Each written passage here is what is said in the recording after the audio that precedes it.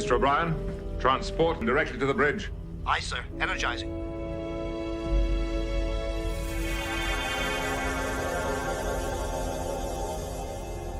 Security team to the bridge. Belay that order, Lieutenant.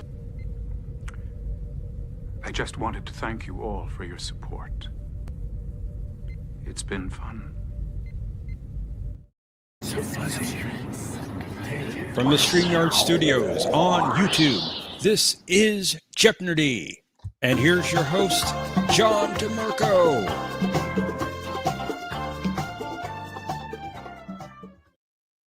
Greetings, everyone, and welcome to this week's edition of Jeopardy. We're glad you're with us, and joining us, as always, is our co-host, Professor Brainy Specs. Hi, John. It's good to be here. How you doing?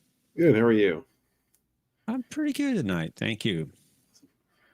Hope everyone out in the chat is doing well also. Say a quick hello, and then we'll bring up our contestants for round one. Saying greetings to Scott and Rick. Nice of you to join us this evening. Welcome also to Patrick. You do have permission to take your station. Glad you can make it. Hello also to Thomas. Glad you can make it as well, despite the accusations of rigged before we even got started. Greetings also to Trekmaster Mike. Thank you for joining us. You had a good time on your games last night. Appreciate you doing that for the community. Welcome also to Brad Wolf. Nice of you to join us as well. Greetings to Arabic Sonder. Good to see you also, sir. And hello to Omni. Apparently he's been delayed, I'm sure, with the fallout over SNW. He's quite busy, so perhaps he'll be joining us later. So I think that brings us up to date. Let's welcome up our three contestants for round one. And of course, if you want to play in one of the later rounds, you can click on that link that's pinned at the top of the chat. And greetings also to Robert Rose Jr. Nice to see you. Let's say hello to Patrick, to Mike, and to Thomas. Hey. Greetings. Hello. Hello. So, how are you all doing? Well, now I know it's rigged because Patrick really should be in the second spot because then he'll get the question wrong. That's true. Also, because I was not the returning champion, because I was not a champion last time in the last game. So, yes, our last champion was Matt, although I don't see him yet. So maybe he'll join us later. But in the meantime, I believe Patrick was our last champion before Matt. So I guess he'll go technically. Thomas, how are you? Don't get technical with me. Why you Just another day. Just another day for Thomas. Well, those are the best days. Omni says he's on final approach, apparently. Okay. The board meeting ran long. It's a flying brick. What is the New Jersey State Police phone number? Wow. Unfortunate. Thomas, talk about rigging.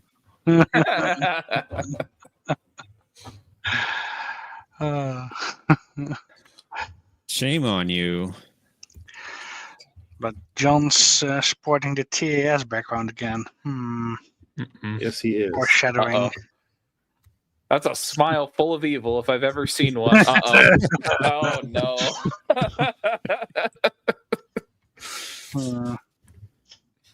I'm getting a little bit worried here. Oh, you shouldn't be worried. You should be watching more TAS. Exactly. You really shouldn't be worried, Patrick, because none of us are going to know it, so... Yeah. That's the problem, Professor. I don't have TAS. And I have almost a year ago canceled my Netflix. So. Star Trek, the animated series, is available when you subscribe to Paramount Plus. Fun we fact. don't have Paramount Plus here. That is unfortunate. No, that's very fortunate. Because You can buy it. You can buy it on disc. Indeed. I could. I don't know. Do they have discs over there yet, or are they still on VHS? We prefer cassette tapes. Laser disc.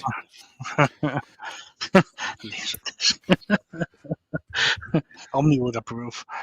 I think you would. Dutch way of spelling discs. No, we still use vinyl. Vinyl disc Final. Ooh. Oh no. with video on it. I agree with Brad Wolf. TAS. Reel to reel. Worth, Yes, reel to well reel. worth the 100%. watch. Indeed, it is. Ah.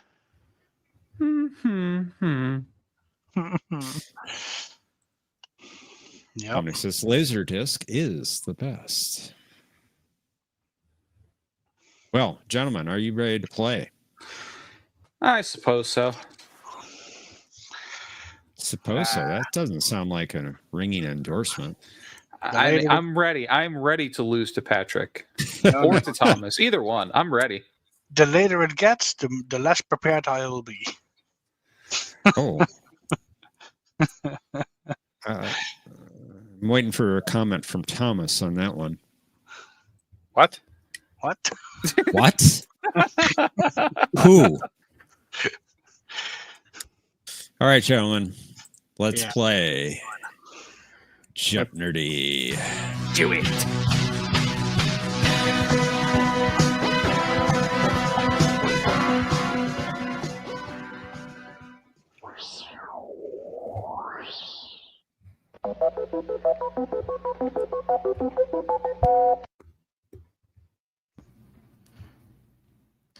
Our first category this evening is Odo versus Worf from season 4. I want you to identify the episode. Next, we have Milana Torres. Okay. For our visual category, we have TAS Alien Species. Yeah. Have fun. That's for Dad. In this case, I will provide you with a character. I want you to name their dad. Okay. Happy Father's Day to everyone out there. Their Indeed. fathers. Yeah. And then we have the next line from Nemesis. Okay. Nemesis. I think you got the wrong movie again. I love it. Nemesis. That was good, Patrick. I love it. All right, Patrick. Welcome to the show. You get to go first, my friend. Yeah. Yeah. Yeah. So you have Let's a do it. Sequest character category? Do I? Milana Torres, isn't she Sequest? Well, that'd be Milana Troy. Oh, Milana Torres. Oh, I got it mixed up. Okay, Maybe go ahead. maybe next time. Yeah. Which one do I want to start with? You know what? Let's go with Odo versus War for 600. I can appreciate how difficult it must be for you to be asking for a favor, especially from me. Oh, yes. I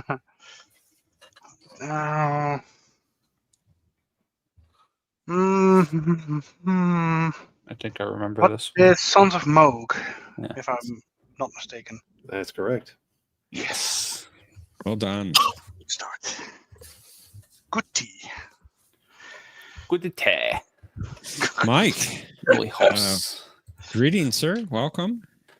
It's Thank your you. turn. Let's do next line. Nemesis for 1,000. At our current velocity, we will arrive at sector 1045 in approximately 40 minutes, sir.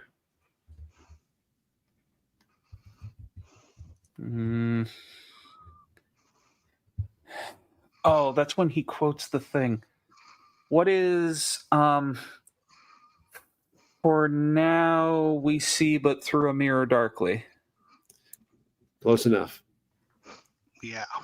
He said glass, but other than that, you got it. Oh, okay.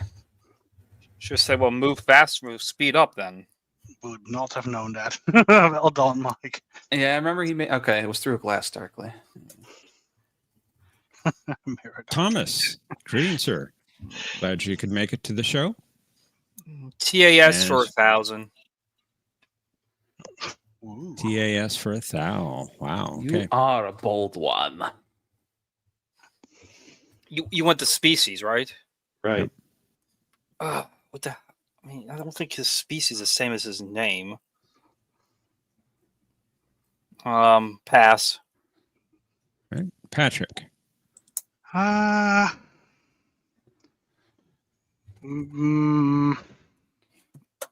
What's that? Pandronian? This one is very impressed. Wow. Rigged. It was Bam. Yeah, I know it's them. I didn't know that was his Wow. species too. Well, the planet was Pandro, so I hoped that it was Pandronian. Rigged. Very nice. Well done, Patrick. You've got the lead, and it is your turn. He was worried about that. Yeah, Mhm. most likely all the other four I don't know because TAS is just such a great thing. Odo versus Worf for 800. Frankly, Commander, I'm not interested in your opinion of my job performance. And I suggest you attend to your duties and stop interfering in mine. Hmm.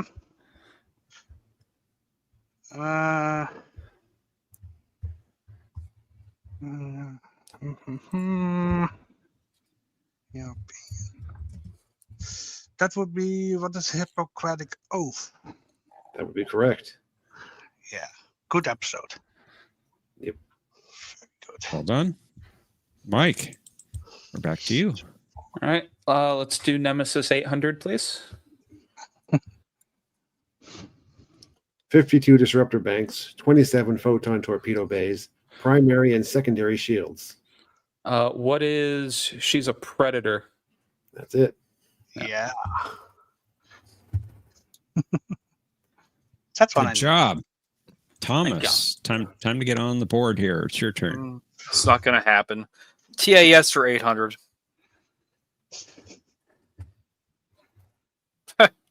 Brad. Pass. Patrick. Yeah, pass. All right. Definitely. Mike.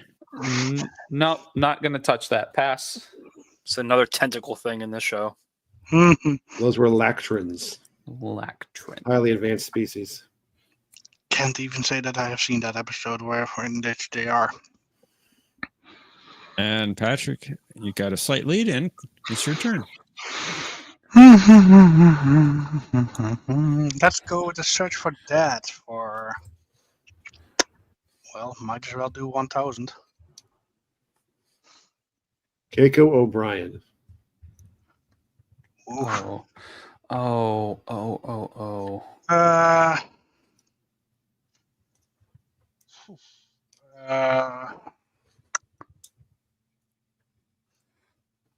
I believe his first name is Hero, but who is Hero? That is correct. Oh, wow. That's not what Cinema's real name is. Nicely done. Mike, it's your turn, sir. Let's do...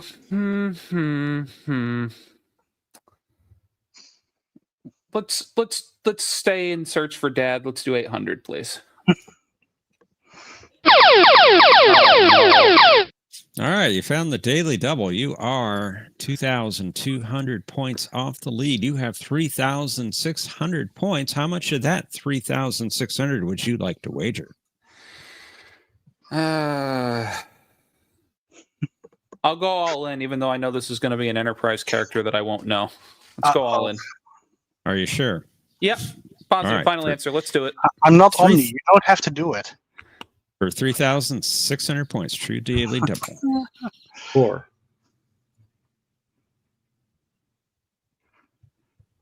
Hmm.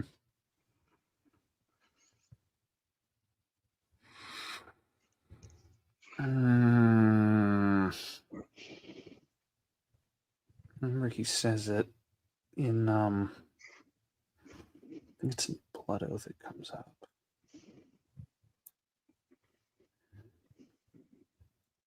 Isn't it like what is Reinar? You got it. Well done. Would you accept the son of whoever? Not quite. No. Well done, Mike. Wow. Only second. I pulled that out of my butt. I had to think. I think Brad Wolf is correct. He is indeed correct. Well, I've seen TAS several times, but I don't remember every freaking little creature. All right, maybe you'll remember the next one, Thomas. Your turn. TAS for 600. What is a Kazinti? Very good.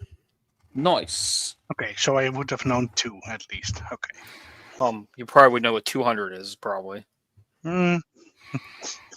You could find that out right now, Patrick, if you wish. It's your turn. Yeah, but with that amazing mic stunt, I will need to do Odo for 1000. They did not happen in the Enterprise. Really? Really?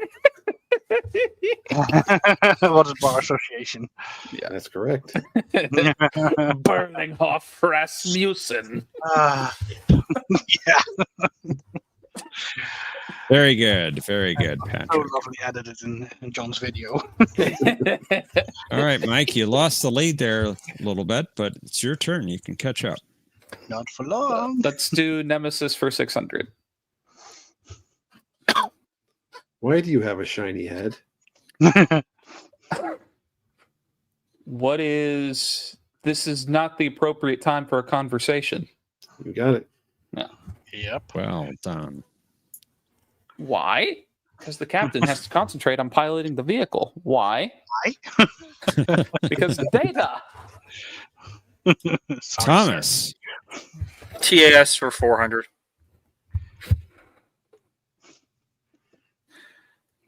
Let's see. What is Orion That's correct. Yep. Nicely done. or Orion, however you want to choose? Yeah. Tomato, Very tomato. good. Very good, Thomas. Patrick, it's your turn.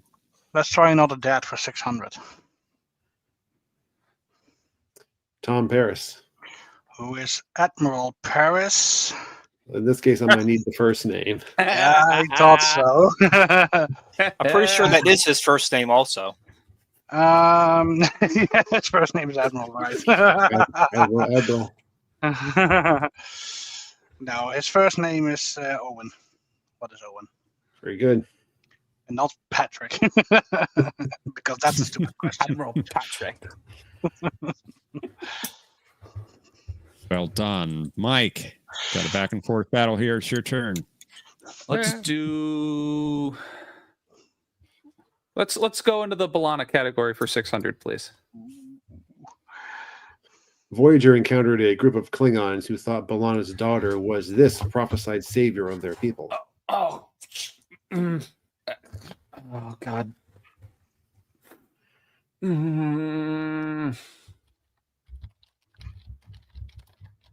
This is gonna kill me. I don't.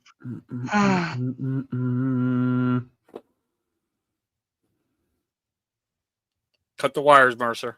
No, I don't remember. Pass. Thomas. What is a Kuva Mach or Mach or I don't know if I got That'll the do it. last. Yeah. Wow. Nice. Nicely done, I couldn't Thomas. remember it. Ugh. And it's your turn, Thomas. TAS for 200. What are Klingons? Very good. Okay, so the one that I didn't know, I would have known the other ones. Okay. Patrick, back to you. Back to me. Let's try another dad for 400. Feeling lucky. Benjamin Sisko.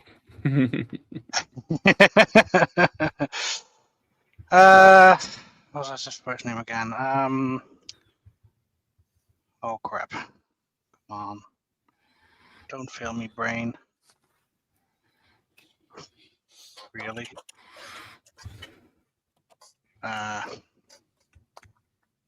Why do I want to say Admiral Cartwright? I mean, Pass. It's not coming to me. It's first name. Mike. what is Joseph Sisko? Joseph. There you go. Yes, of course. Cartwright was in my brain. Don't forget to stir the gumbo. Mm-hmm. All right, Mike. Got a chance to take the lead again. It's your turn. Let's do Balana for 800, please. Alana's grandmother used to make this breakfast food for her when she was a kid, and it always put a smile on her face. I believe that was what are pancakes. Need to be a little bit more specific. Ooh. Oh, what are banana pancakes? There you go. Okay. Yep. Well done. Thomas. Balana for 200.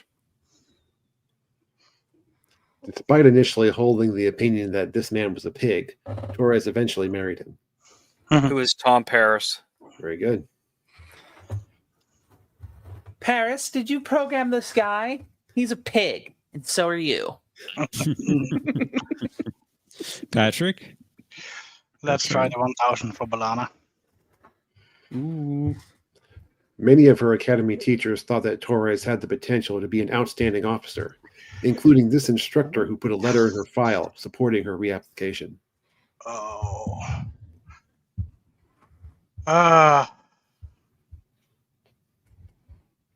Yeah.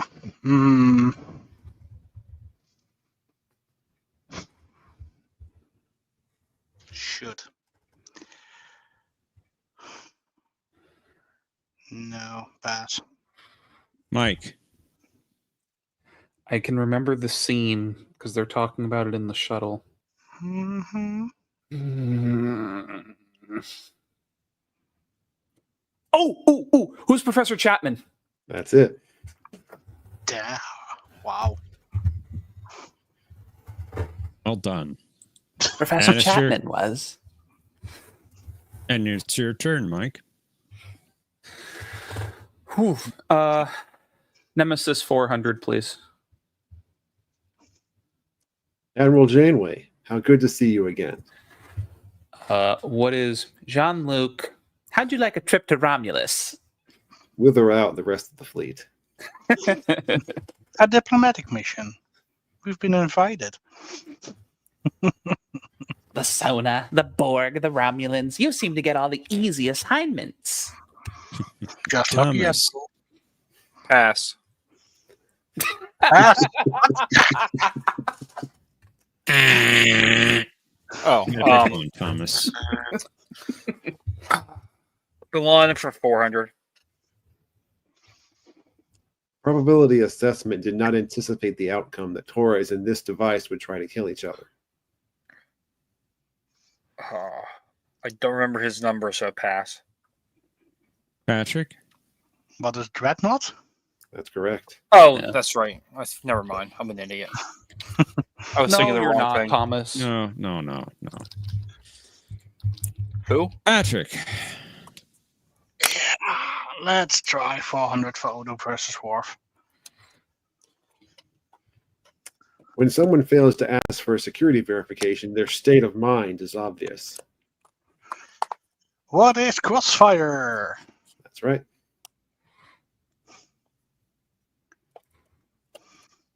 Okay, got some impressive scores here. 2 players over 10,000. Mike, it's your turn. Let's finish up Nemesis. Nemesis. Romulan ale should be illegal. What is it is? That's right. Oh, Jordy. Thomas, which 200 would you like? Doesn't really matter. Might.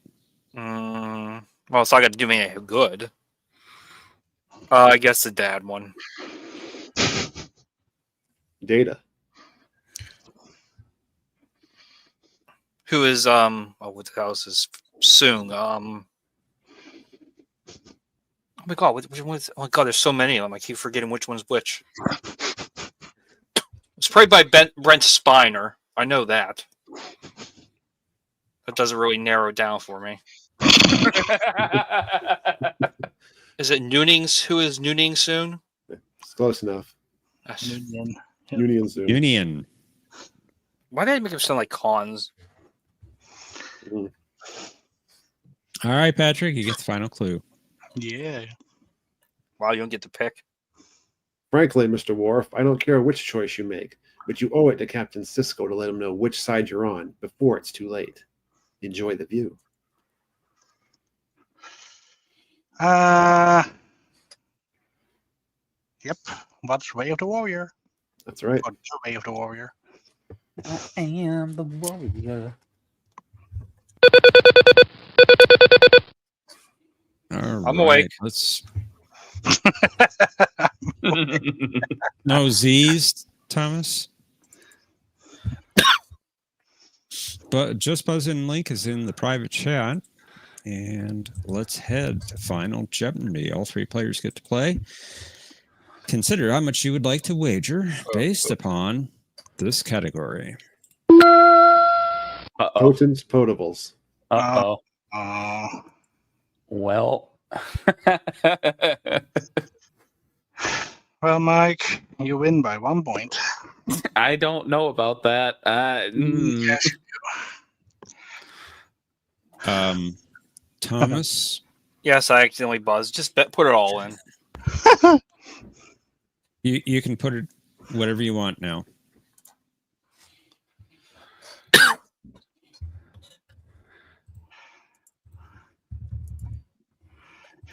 Okay.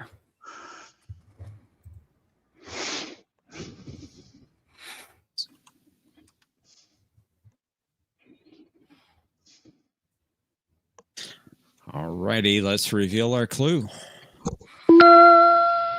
After bringing back 16 cases of blood wine, vintage 2309, Nog mentioned that his cousin Gant also had a supply of this beverage that was Sisko's favorite. Players, you have 30 seconds. Kapla!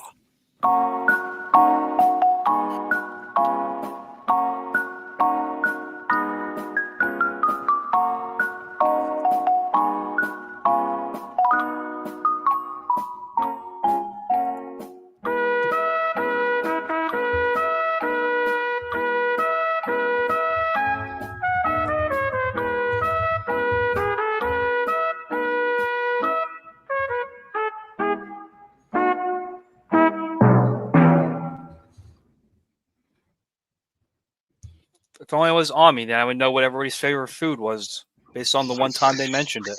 Yeah. Well, you know. That's why this when we were written for Ami is rigged. What?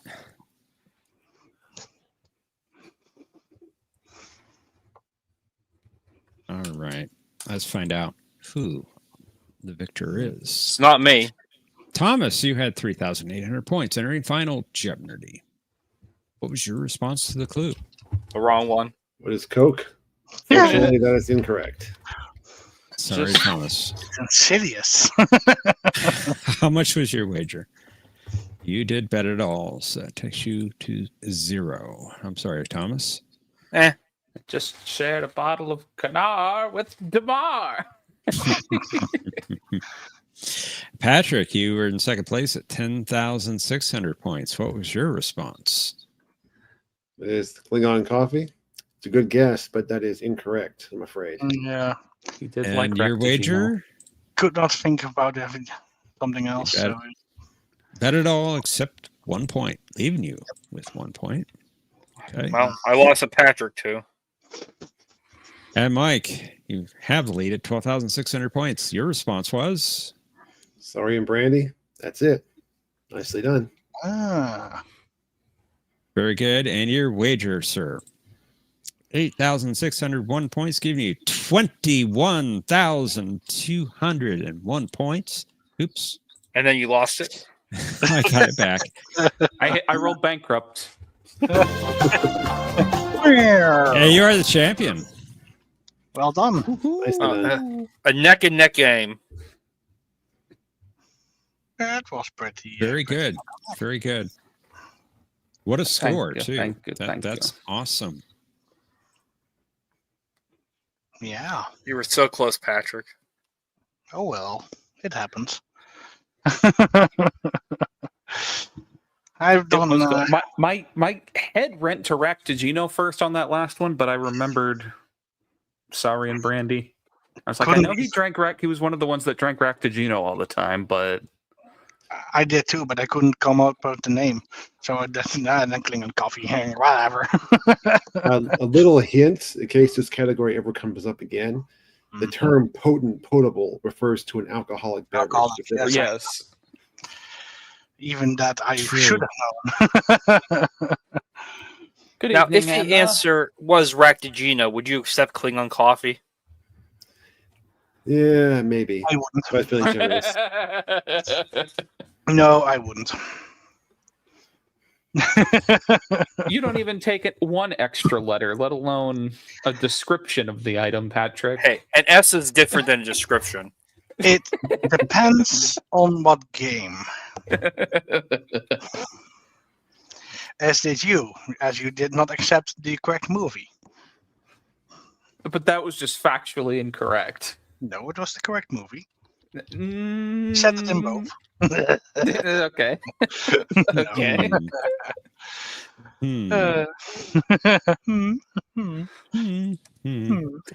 Maybe in the Dutch edition, he said it in both.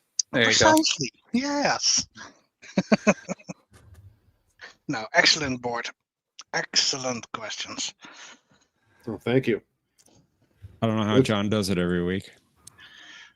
Nor do I. I suspected the Odo Worf thing was going to be divided up by season. I just had a feeling.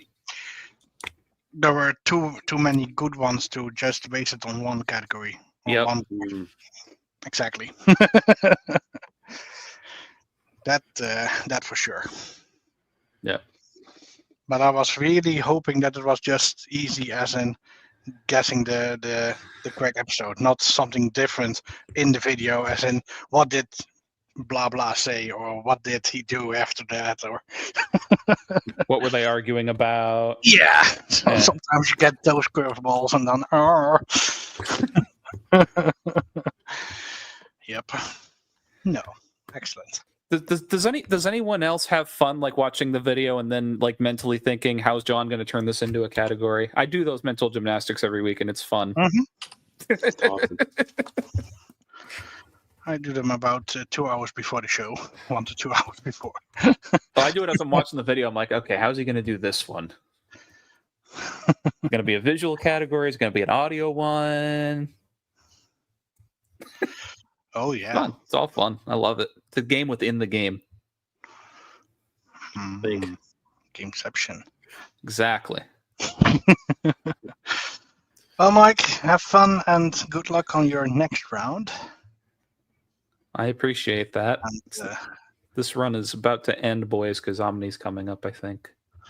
Well, I don't see him backstage yet, but we do have our returning champion from last week backstage. So let's go ahead and Okay. welcome, Matt. Hi, Welcome, all. Matt. I hope every Hey, Matt. channel is about John Williams. Hey, We'll see. is everything gonna be John Well- Williams? That's the only way I'll win. I will be gladly watching from the back, and who knows, maybe we'll see each other again. At least after the show. No, Out if there. Omni's playing, that's true. Because I'm actually everything going to else, Knight step away Rider. for a second and take a bathroom break, but I will be right back. Wash your hands. Of course. I'm not a heathen. Your How's plane everyone finished doing? landing yet? Good. How are you? Okay. Just getting ready for Father's Day and trying to make a Father's Day video for the channel. You know, Nice. something pithy.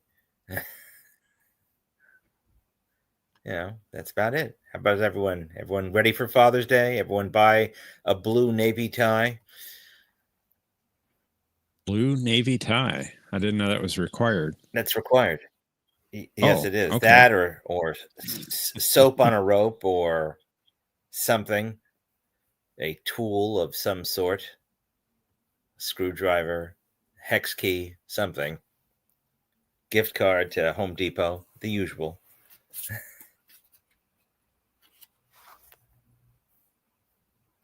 Well, Mercer fixed his computer issue. I guess he cut the right wires, so maybe he'll be joining us later. Maybe it was a lateral adjustment.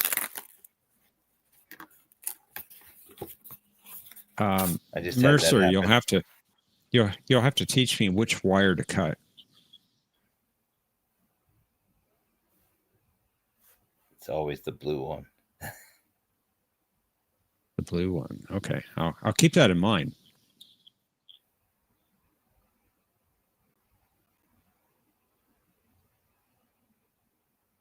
Everyone getting ready for Strange New World? I'm getting ready not to watch it. The Enterprise episode? Yes, that one very particularly. No, I meant Captain Hairdo and the Harpies.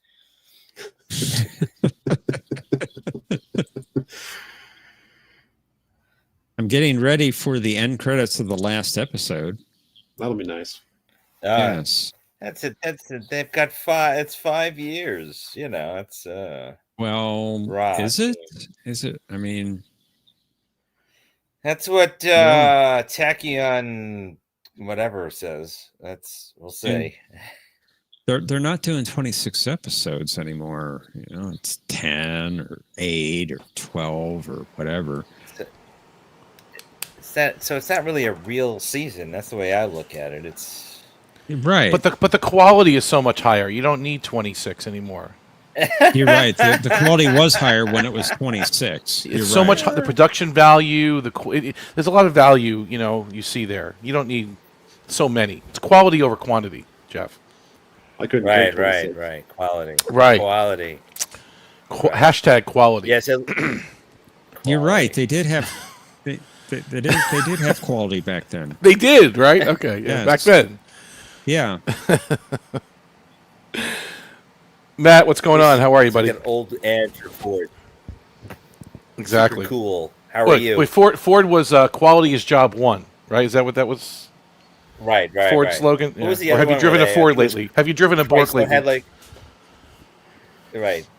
Ford found on the road dead. I just remember that the first on race day, Chrysler sir. had the thing. Oh, I'm sorry.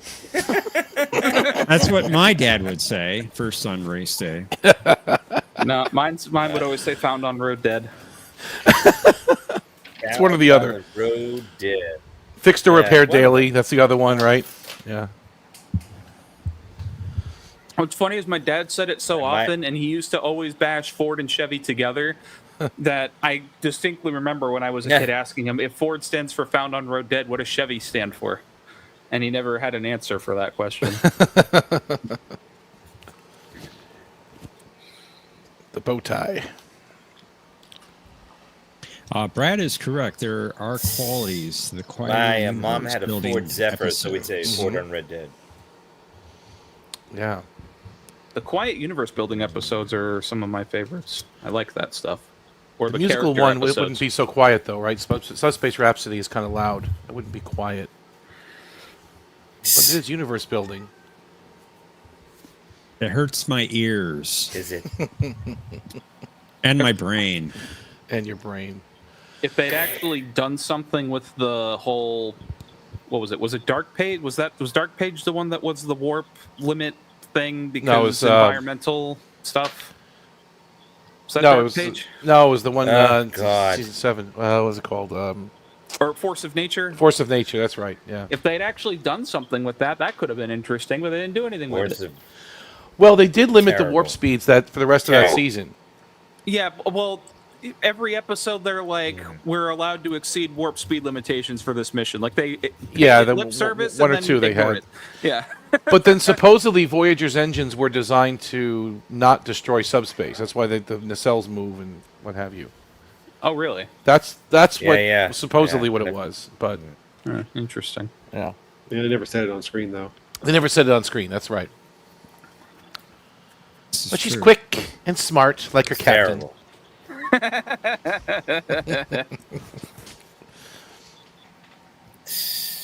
Well, gentlemen, are you ready to play? Yeah. Yeah, I'm ready to lose. Yeah. Let's do it. Yes. Yeah. No, you did well. You had a great score. Good job last round, Mike. That was Yeah, really that nice to was see. Fantastic score. Yeah. John, have we had one that high on a buzzer, on a non-buzzer game? On a I'm not turn-based sure. game? It's pretty high. I'd have to That check. is very high. And by the way, Mercer, we see that you're backstage. However, we have our 3 players for round 2, but we can bring you in for round 3 if you don't mind. Okay. Director Orson Krennic. Let's play Jeopnerdy.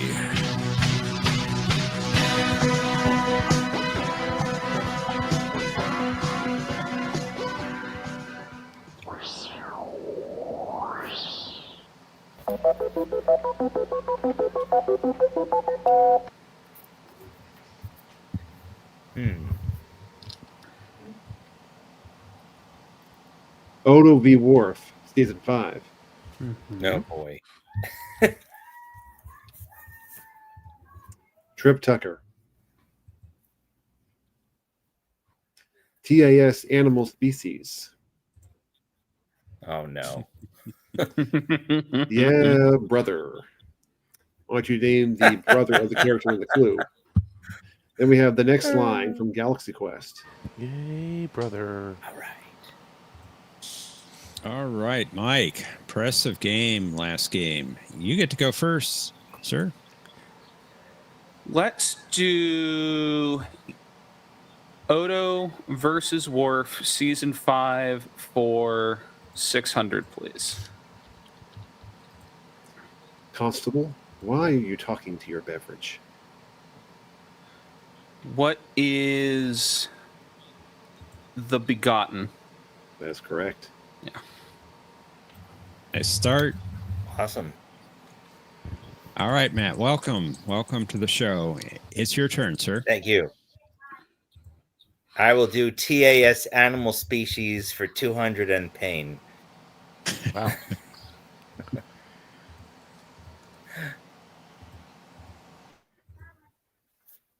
What are tribbles?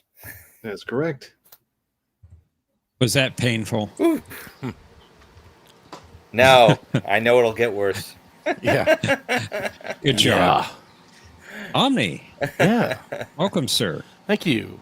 Glad to see you got out of that Paramount boardroom. I mean, we had an emergency meeting, and the plane was a little bit delayed pulling into Teterboro, but I'm good now. I'm situated. Yeah, and I'm always emergency meetings. Yeah. Because there's always a catastrophe with their Usually products. it's good things, good news. That's why they're emergency meetings. Right, exactly. Okay. Yeah. Good news can't wait. Like Dr. Let's Beach. let's do Odo v. Worf Season 5 for 1,000, please. He threw one of his men off that crossway. That was a disciplinary measure. Oh, which one was that? That was a disciplinary measure. Which one was that? I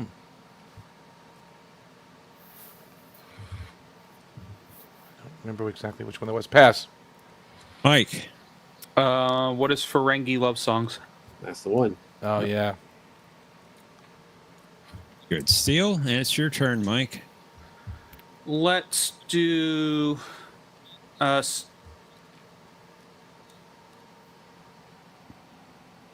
we just lost Mike. Yeah. We did. Yeah, I just... Okay.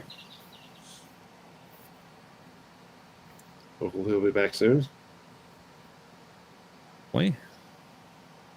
And here he You get comes. the internet thingy. Sorry. Same category for 800, please. Odo Worf. All right. You got it. It is naval tradition. So is keel hauling, but right now we should focus on accommodations.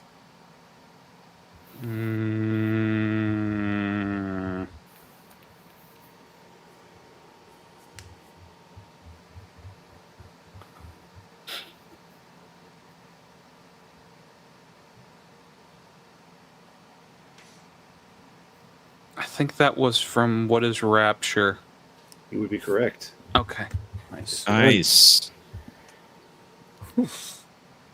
Yeah, I'm not sure why Thomas was going on about that, but typical. it's Thomas. It's Thomas. Matt, it's your turn, sir.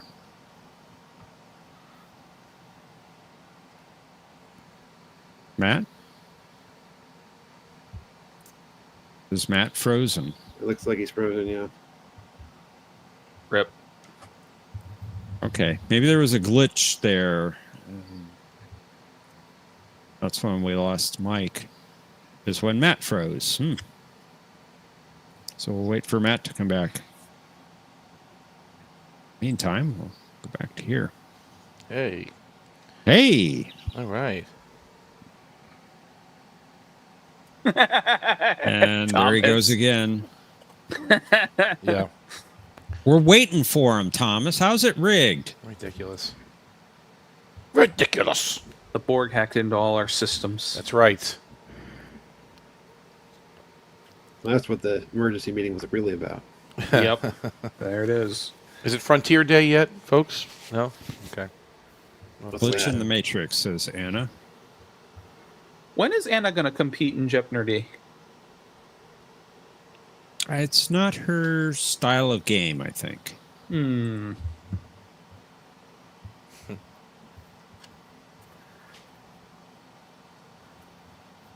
Besides, if she won, we'd accuse you of giving her the answers and rigging the game. So, a distinct possibility. Some of us would. I don't know. I don't know who might do that, but some of us would. She says when pigs fly, that's when she'll play. Wow. Okay. Wow, Anna. Okay. She could probably beat all of us. There's no I think probably. She could beat all of us easily. Yeah. She knows more than she thinks. Welcome back, Matt. Sorry about that internet weirdness. That's okay. Well, I think I hit Mike, Yeah, too, sorry about that internet weirdness. No problem. Kind of and weird. Could be the weather. It might be. Matt, is your There we turn, are. sir. Welcome back. Yes. I'm going to do, let's see. Let's do the Next Line Galaxy Quest for 200. If it shows Sure, up they're on my like screen. 3 years old.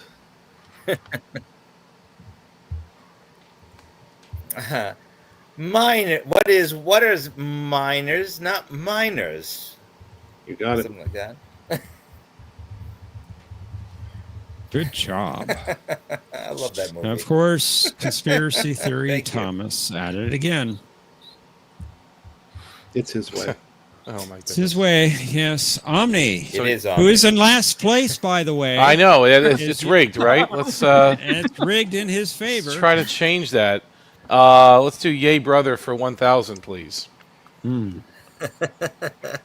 Oh, Willie going Potts. for the jugular. Who is Thomas? Thomas Potts? That is incorrect, I'm afraid. Oh. Mike. Oh God.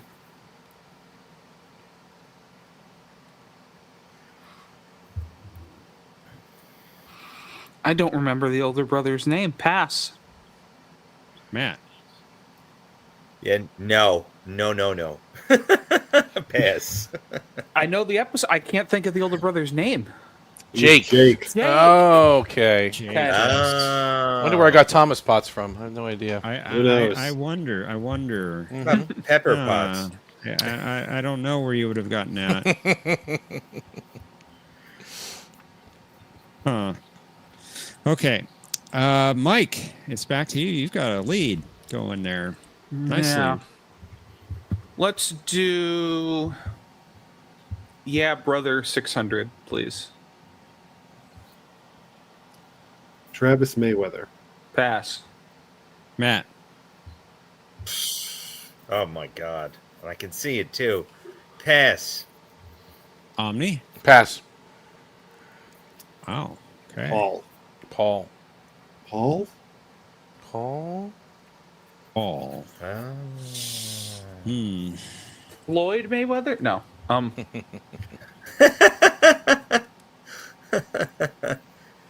Well, he was a You're onto combative. something there. You're onto something there, Anna, I think. Matt, it's your turn. Let's do Trip Tucker for 600. Got it. Ooh. All right, you found the daily double, and you only have 800 points, but you can bet up to 2,000, and you are 3,000 off the lead. I'm only going to do 6. I'm going to do 600. All right, for 600. 600, please. Yes. During its time in the NX program, Trip was a member of this captain's engineering team.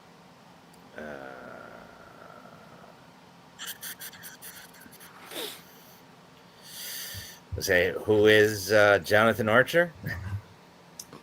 Unfortunately, that is incorrect. That was Captain Jeffries. Indeed.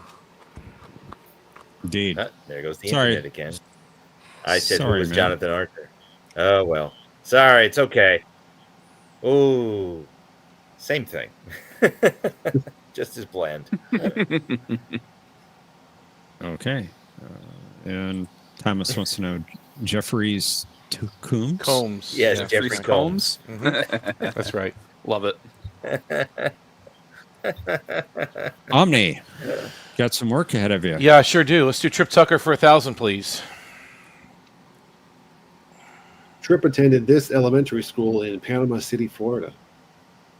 Oh, boy. What is Zephram Cochrane Elementary? I don't know. Unfortunately not. Sorry. Okay. Mike? Pass. Matt? Pass. It was Bayshore. Bayshore. Of course. The trip is not of Bayshore. That's for sure. Okay, Mike, you're Texas kind of by running away with it Florida. right now. It's your turn. Yeah. Let's try Yeah Brother for 800. Maribor.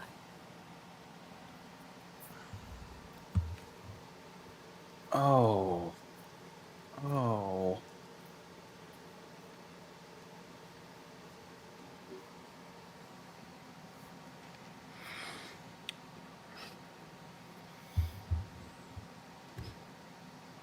Maribor. Who's Bataille? That's correct. Nice. Well done. All right, Matt, it's your turn.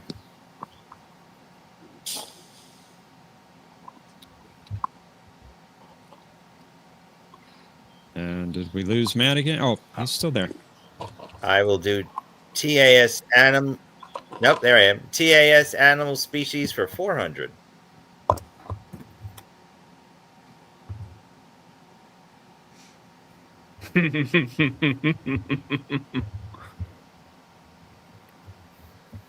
All I see so far is a. Oh, what is a Salot? That's correct. Nice. Unless you're talking about the two Vulcans in the back, which is the same person. Well, they're not animals, are they? I mean, Well, Kind of. They're animals.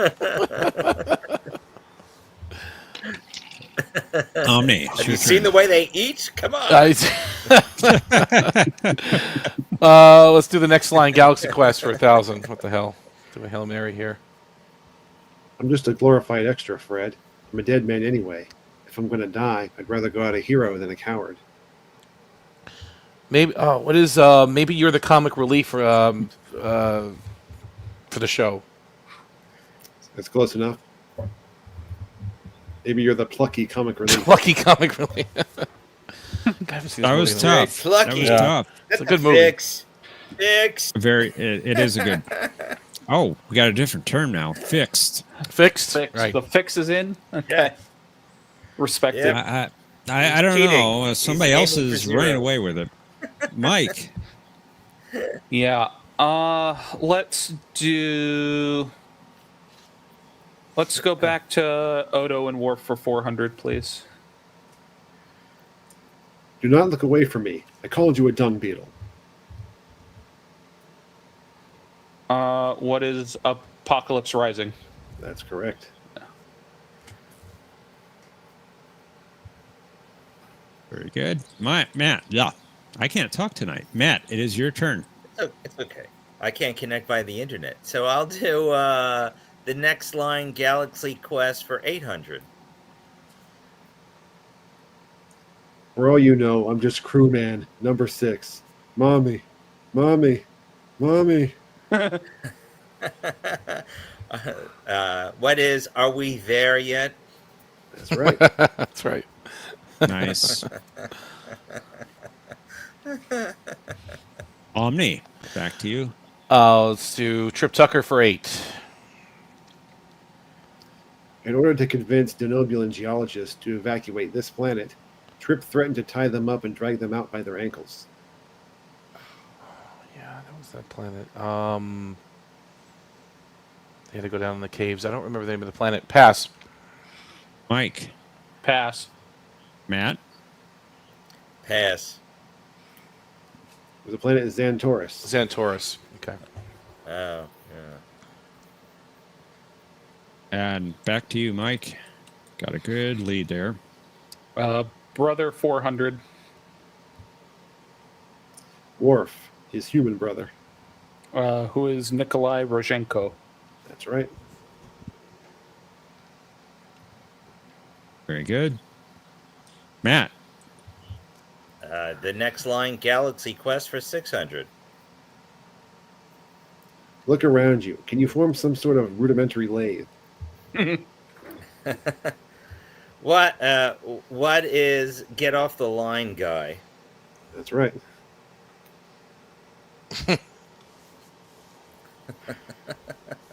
Very good. Omni, you're still at 0. Yeah, let's. What's going on? I don't know. I got to pick it up. Let's do Trip Tucker for 400, please. After Trip ordered this favorite food from the automated repair station, Archer doubted that there was a real one within 130 light years. What is pan-fried catfish? Got it. Favorite foods. I figured you'd know that one. Yeah, of course. You know that. Mike. Brother 200. Worf, his Klingon brother. Who is Kern? That's right.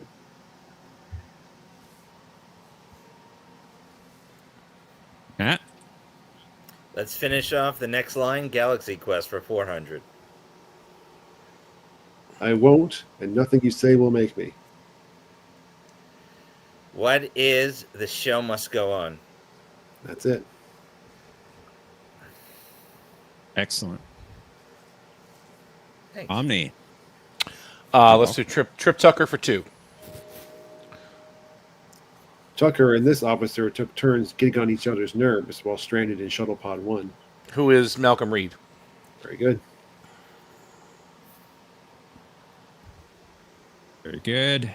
Mike. Let's do Odo and Worf for 200. Finish that one up.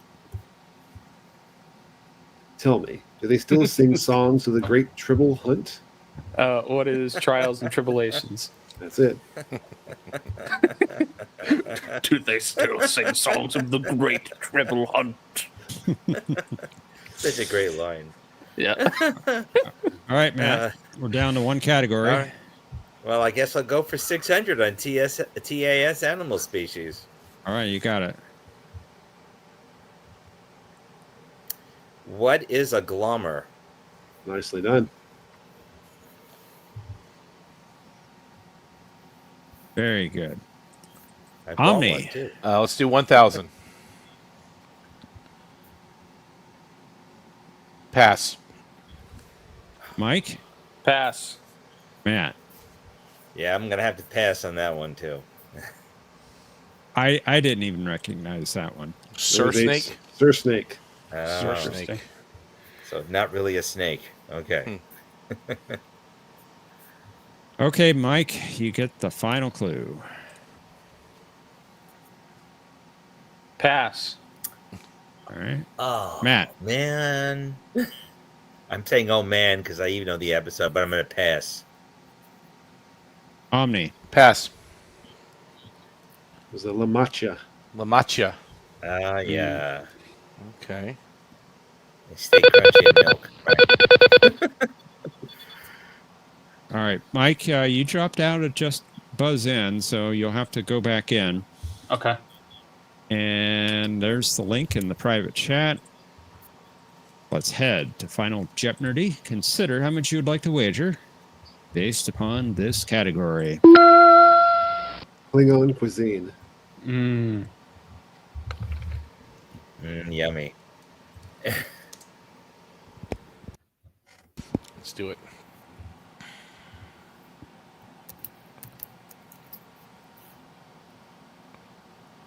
Squirrels and Thundercats, yeah. Let's see. Thundercats. That's what she put in the comment. I guess those aliens look like that for a second. There we go. Very good.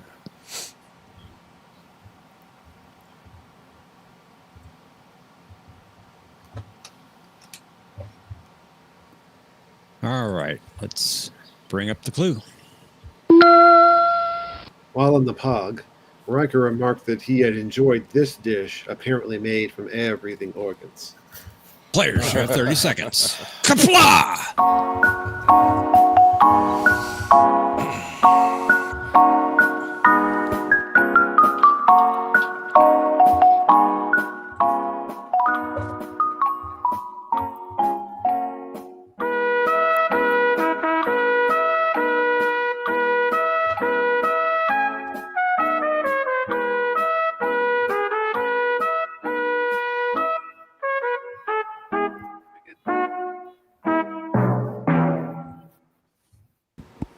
Let's get your answers in. Breathing organs.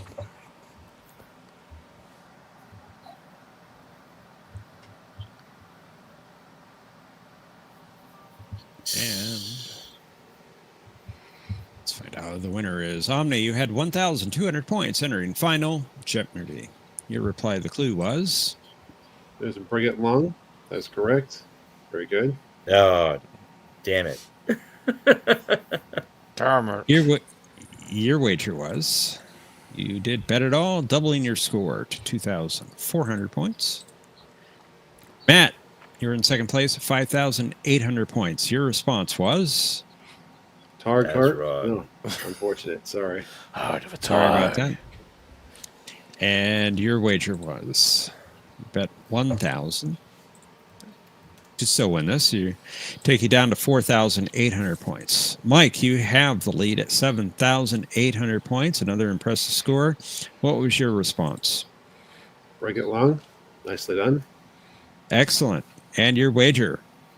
3,801 points, giving you 11,601 points. And Mike. Nice job, Mike. Here's champion again. Great job, Mike. Thanks. Good game. Very good game. Very good game. Hats off Thomas, to you. Thomas, it must be rigged that he didn't win. Yeah. Right? Yeah. Maybe he'll get fixated on somebody else. That's funny. That's good. Very, very good. Sometimes the categories just aren't yours, you know? It's and there's strategy involved too. You shouldn't guess if you don't know it. So you got to be on your game, guys, at all times. Just could not remember Break It Long. I really had to dink and dodge that game. I haven't seen Galaxy Quest in forever. I know nothing about Trip Tucker. Well, and then the TAS. like- Right, so you couldn't catch up except for the Odo and Worf yeah, it was ones. like I had to go through Odo and Warp and the Brothers Right. category and hope it would carry, and I got lucky and it did. Like that was the only avenue I had to win. No, but You did that's a good good. job.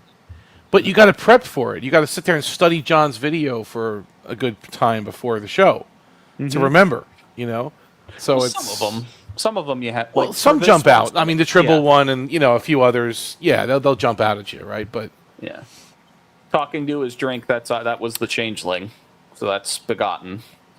and then John, you kept jumping around with the episodes too in that one. Like you went from one episode to the other, back to the other one, back to the it's like it was interesting the way you did that video with the conversations with Odo. Yeah, right. Yeah.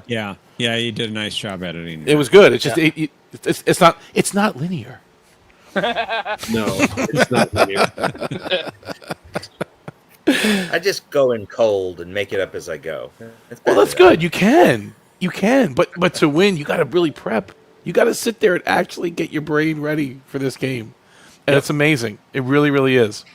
You got us to this level, John. You got us right there. Luckily, my brain is only filled with Star Trek trivia and some portions of my job. So brain. What is brain? I do quote Star Trek at work. It's always great. So Do you for the judge? Do you go to your honor and say? Do you ever do Samuel T. Cogley? Actually, do you ever quote some Cogley to a judge or what? I did quote Khan once to a judge. It was actually pretty funny. I got to hear this. What did you say? The judge asked me, Mr. Ross, how come your client will not let him go? And I said, because he tasks him, and he will chase him around the moons of Vivia through the Antares Nebula. And he will You did not say that. I did. You did not say that. My adversary, it's on the record, and my adversary turned to me and said, "That makes you Khan." And I went, "Yes." And Did he slap you with a? Did he give you 3 days in county for contempt or what, or in Rikers or something? No, okay, all right. No, but the judge looked at us and he said, "Well then, gentlemen, decision is reserved." And we all laughed, and I still don't know what that decision was, but I think we settled. But it was pretty funny. Yeah, I'm glad the judge had a sense of humor, and I'm also glad you weren't representing me at that point, man. I'm just saying. Wait a minute. Do you need representation? Well, there's always corporate squabbles happening, things of that nature. Of course. There are 9 you investigations into you. Garden State. Yes, exactly. Although I have business interests in New York as well. But yes. You're safe. Don't worry. I'm safe. Yeah. Don't worry. I'll save your ass or put it away. One of these. It's okay. Time is a luxury you do not have. Exactly. How much time am I getting, Matt? Well, they say time is the fire in which we burn. In which we burn. Exactly. It was a lot of fun, No, it's good. But I try and make mention of it every day. It's great. It's also how I got several jurists are a member of our podcast, as are several clerks, and that's why if you've listened to Yelling at Gaseous Anomaly, you'll see us talking about specific people who will remain nameless mostly. Good. What's a little jury tampering between friends anyway? It's the New York way. It's fine. There's no jury. Yeah, it's no jury. That's how we do things around here. But, I will say that sometimes I come into the courtroom, I get really, so things like that. What? You're not named. At least it's not Cardassian rules of jurisprudence. At least we're not there yet, right? Not yet. Give it another week. Another week. Another week will be there. A week. Wow. Things are winning isn't swiftly, everything. Huh? No, it's just the only thing that matters. That's right. Oh, that's good. Good game. Bitter or angry. Yeah, that's right.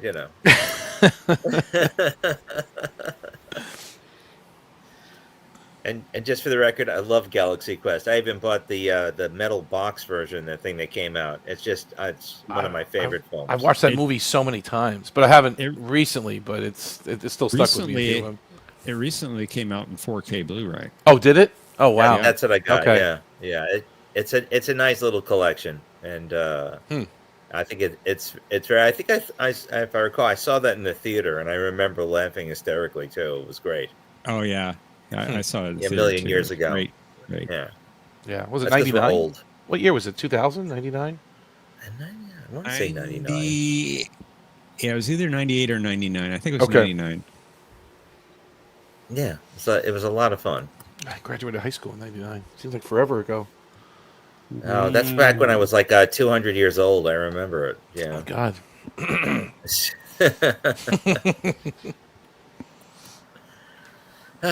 Good times. Oh, yeah.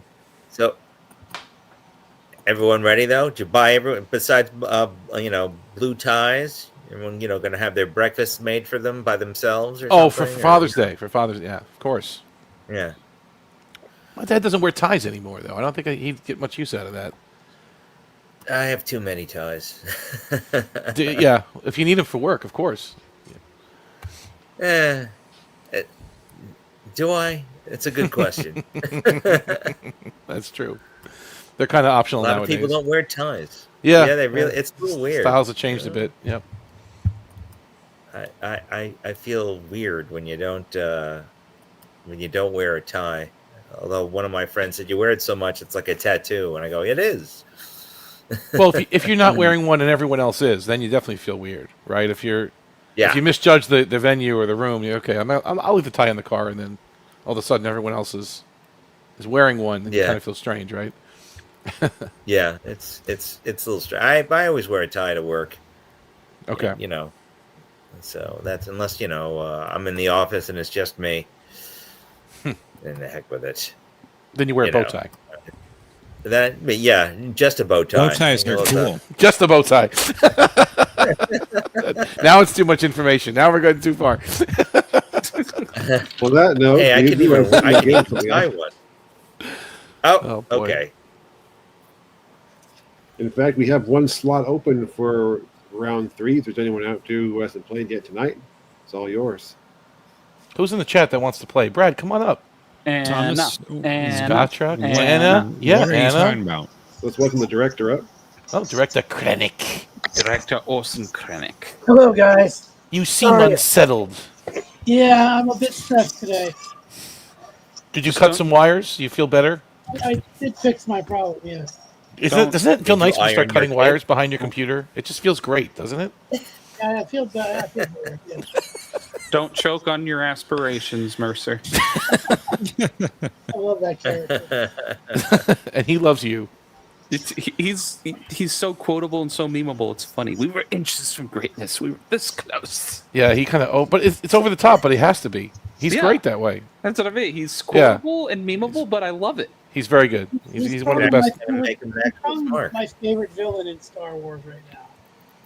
Is he a Moff or no? He's just a director. He's a director. He's like an engineering director, but I think he's my favorite villain in Star Wars. By the way, Thomas, I want you to tell Cinnabon. Vader? Vader's awesome, but he's over-explained. He's awesome, but Krennic is a little newer and there's a little bit more to him. They're all great. Star Wars is great villains. Is it true Thomas, the theory that the am I MTC? muted? No, we hear you. We got you. Okay. I'm sorry. True what? What were you saying, Professor? I didn't mean to cut you off. No, it's okay. Thomas, I want you to tell Cinnabon. I'm disappointed he's not here. Because he keeps crying and crying and crying. He doesn't come because I'm not wearing plaid. Well, you're wearing plaid today. I didn't even, look at that. Oh, look at you. You're in uniform. That's black plaid shirt, button-down collar. Look at that button collar. Beautiful. Omni, did you have a question? No bow tie. Sad face. Well, the only question I had was I heard a fan theory that the empty seat at the table in the Death Star in the conference room was for Director Krennic because he was killed in the last movie. Well, it could is that true or not? I don't know. I think it is true, but the interesting thing is the old man in the white uniform during that meeting with the little white mustache. Mm-hmm.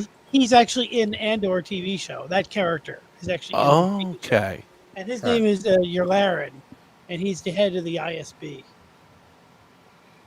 And he's actually in the show. Keep Krennic's seat warm. There you go. For Morn.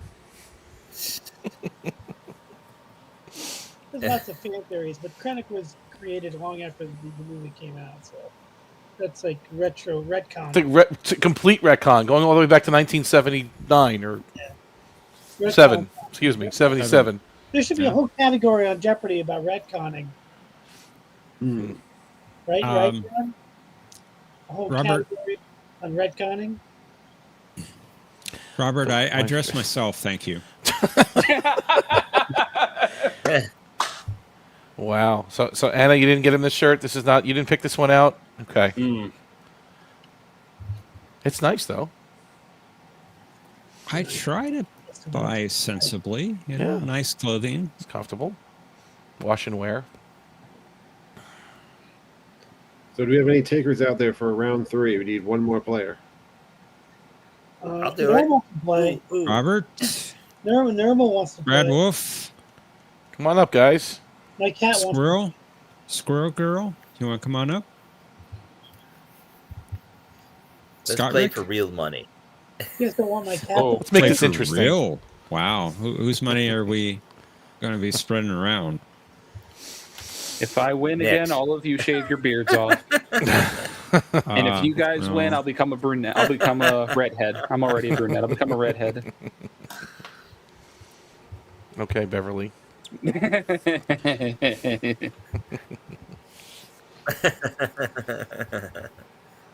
Anna says she likes the shirt on the professor, but she didn't buy it. Okay. All right. Interesting.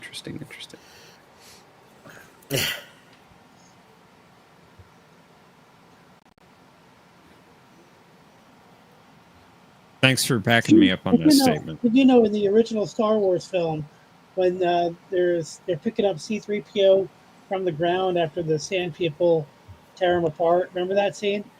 You got to get out of here. I heard that there was a problem with 3PO and his wardrobe. So when you notice that when they transition to the next scene, it's as they're picking him up. It's because he actually didn't have the bottom of his uniform, bottom of his costume together. Yeah, come on up, Planet. They had to just. Did you know that they had to just wipe it, like going upwards? That way, you wouldn't see that he was not actually in his costume.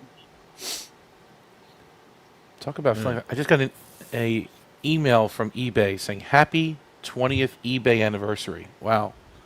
Talk about getting old. Wow. I've never seen that before. You've been on eBay for 20 years. Thank you. Okay. Probably longer than that even. You're special. You joined our fam and made eBay even better. Thanks a million. Thanks for spending your money buying crap. Junk. I know. There it is. Mostly car parts, but yeah. Maybe you'll have to come up and play again, Thomas. Or Omni will have to. Yeah, God forbid I do, right? Planet X says he's joining in just a second. There you go. Perfect. Awesome. What are times at Jaloja real quick? I think that's fine. Yes. I'll Jaloja real quick. Permission granted.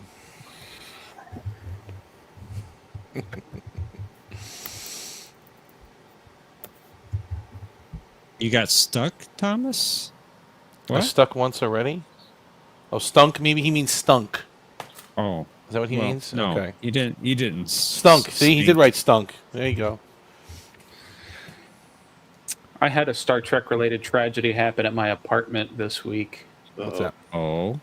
So we were cleaning up our apartment, and on the top of my desk, I've got my model ships. So I've got the Diamond Select Enterprise from Wrath of Khan, and I've got a couple of the Eagle Moss XL ships.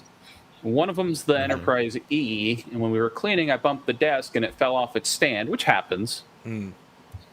But this time, it fell off its stand, and when I picked it back up, the little gold piece that sits where the deflector dish is had fallen off.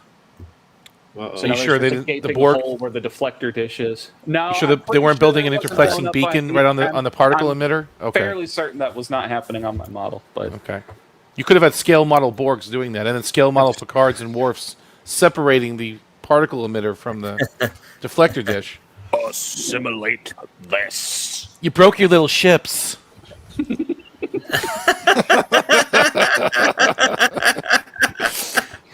Oh, hello, Normal. Hey, Normal. It's Normal. That was good. and didn't Worf really break the Enterprise E somehow? Like, didn't he break it beyond repair? They made that joke in Picard. In Picard, right? The Enterprise E, and they all look at Worf. He's like, "That was not my fault. Not my fault. He did something to break it." I want to know what happened to it. It's really not in the museum, so it's got to be in pieces somewhere, right? I mean, it's not. And this is how I prefer the E, in pieces. In pieces. Exactly. Wow. I really. That's a Thundercat. Bring that up at the next board meeting that they have to canonize what happened to the E. I think so. And there's some fan theories and beta stuff out there, right? I mean, there's some comic books that are borderline canon, right? Because they were released by whatever and whoever, and I don't know. I don't follow it that closely. Yeah, it's not in the Fleet Museum, and it should be if it were still intact. So it's been blown up. But then Jordy would say, obviously, I don't know. Him saying, obviously, we can't use the Enterprise E implies it's still floating around somewhere. I don't know. But it still exists, but it's like if it blew up and was in pieces, he wouldn't make a remark like that. Maybe it's where the T'Pau was at the Quaylor shipyards, junkyard, right? I mean, they could have. There was an empty spot there. They could have parked it right where the T'Pau was. Could have. Yeah. Well, just look it up. What happened to the Enterprise E? But they never explain it in canon, though. There's just fan theories. No. But there's some comic something or other, isn't there? That oh, is there? Paramount released. I think there's something with Captain Worf and the Enterprise E. There's something. I don't know exactly what it is. Don't hold me to it because I don't really follow that stuff too much. But well, they make these comics and they say they're canon, and then a few years later, they're not canon. They're not canon anymore. It's like the Star Wars, the Legends, all that was canon, and then it's not now because they had to make room for the new universe, the new sequels. Correct. The Disney crap. Yeah. Look what I got. Don't insult the word crap. The cream of the crap. Nice. Oh, nice. There you go. Yes, nice. Soda shop. Yep. That's the good stuff. Mm-hmm. Yep. That's like Sluggo Cola. Oh, you got it too. Cool. Yep, I got it too. The slimiest cola there is. In the galaxy. You know what else I bought today? I bought a game for my Switch called G.I. Joe: The Wrath of Cobra, and it's just like the old X-Men game that you play with 5 players. It's just exactly, it's like the Turtles, the X-Men, where you're just going to the right and you're just beating up guys with special abilities. You know what I'm talking about? For the arcade, you remember the X-Men game? What, the four-player arcade game? Yeah, I remember that one. Yeah, it's exactly the same, only with G.I. Joe characters. That's perfect. It's awesome. I love it. I'm terrible. They had Ninja Turtles, they had The Simpsons, and they had X-Men. They were all like those 4-player Konami games, right? Now they have G.I. Joe on G.I. Joe, yeah. It's exactly the same.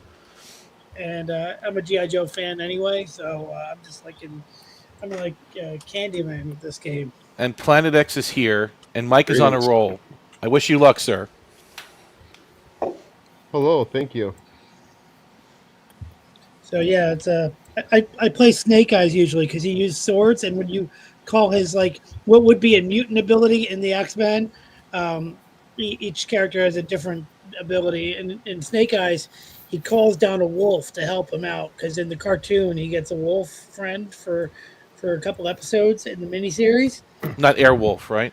No, okay. A wolf. I forget the wolf's name, but you get the wolf. So the wolf will be conjured out of thin air. Only if it comes with Santini air. That's right. Of course. It has to. Yes. Now, what did you guys think of the Spaceballs announcement trailer? I didn't see it. Yeah. Oh, it's one of the funniest announcement trailers I've ever seen. You got to watch it, John. It's like a minute long. It's so good.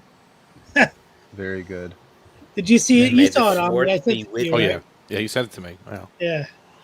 When they talk about all the prequels and sequels, my favorite part is when they're like, "Oh, and there was a live action animated Lion King and a live action animated Lion King prequel," because they're really animated. They call it live action, but they're both animated.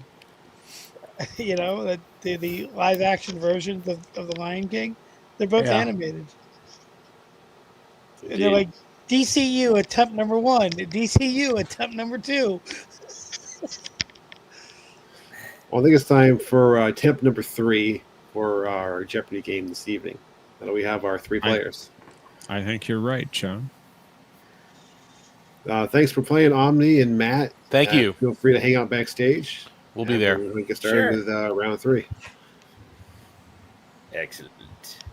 Thanks for joining us.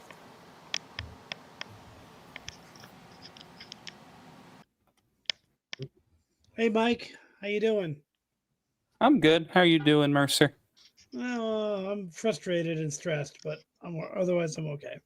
Well, let's play Jeopnerdy, and maybe that'll de-stress you. Sound good? I think it'll just add to the stress. Ah, come on. You don't know. You know you'll love it. I'm terrible at Star Trek questions. Well, You Mercer, said at that least you know last you'll night, beat and you me. got 3/4 of the way to 1,000,000. Yeah, but I didn't get to 1,000,000, which is what matters. That's not true. Well, just try to win this game then, Mercer, by playing Jeopnerdy.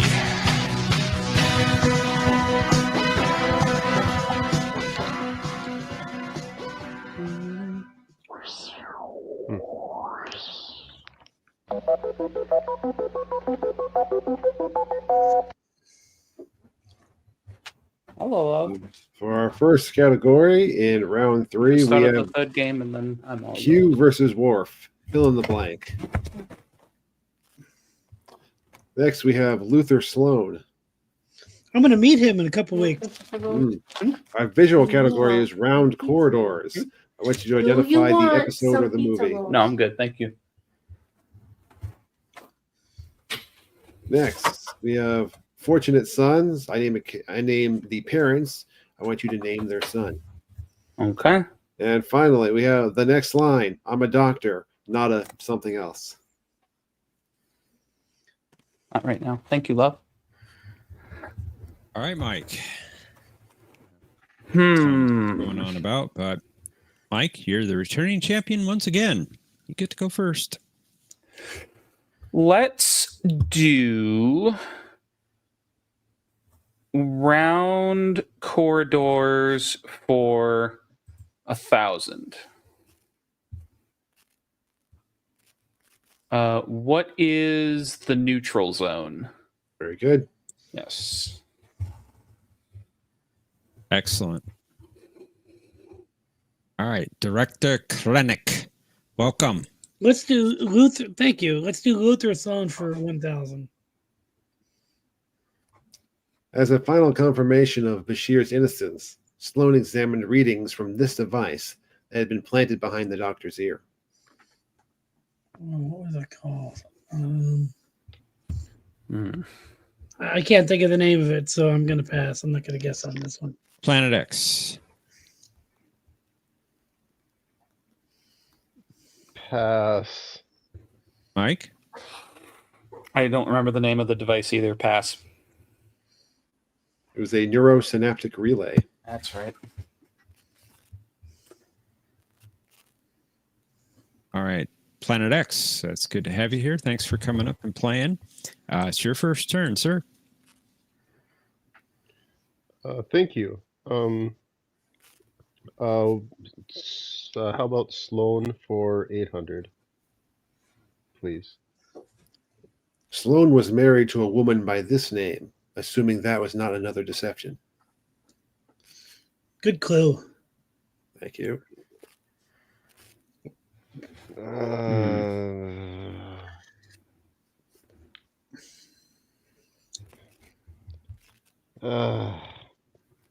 Pass. Mike? I remember meeting her in that episode, but I do not remember her name. Pass. I'm going to have to Director. pass as well. I'm going to have to pass as well. I don't remember her name. Okay. Name was Jessica. Okay. Jessica. All right, back to you, Mike. Let's do QV War for 1,000.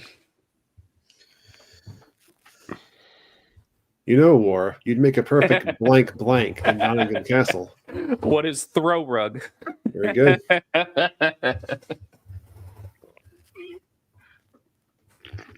Very good. Director Krennic. How about Q and Orf for 800? Oh, for shame, Worf. Blank is such a human concept. Think imaginatively.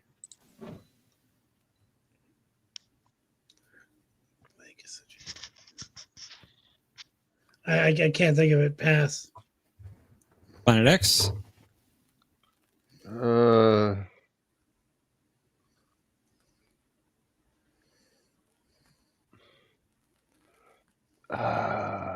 Pass. Mike? What is fairness? The game shall be completely unfair.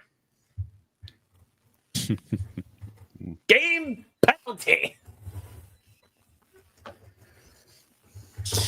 Planet X, it's your turn, sir.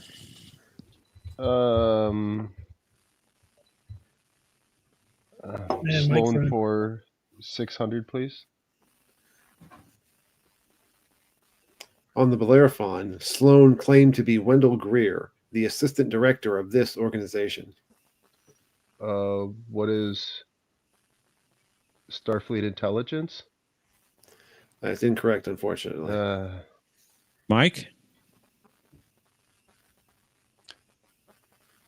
What is the Archaeology Council? That is also incorrect, I'm afraid. Director? What is the UFP Director of Cartography? Very good. Huh. I can't open Dang. Yeah, you should have seen the look on your face. You're lucky they didn't see it, Doctor. Merchant of Venice it's from an old Earth poem. The Merchant of Venice. Oh, thank you. Okay, Mike, we're back to you. Let's do Q and War for 600, please. And now for a personal request. Permission to clean up the blank. What is bridge? Very good. One Riker, one bridge. Director Krennic. It's your turn. Let's do Q versus Worf for 400, please. Ah, the redoubtable Commander Riker. And blank. Growl for me. Let me know you still care. What is microbrain, or who is a microbrain? That is correct. The macro head. Eat any good books lately? What do you expect me to do? Bridge. Die. Planet X. How about next line? I'm a doctor for 600, please. I'm a doctor, not a database. So we want the line that says right after that? Yes. Man,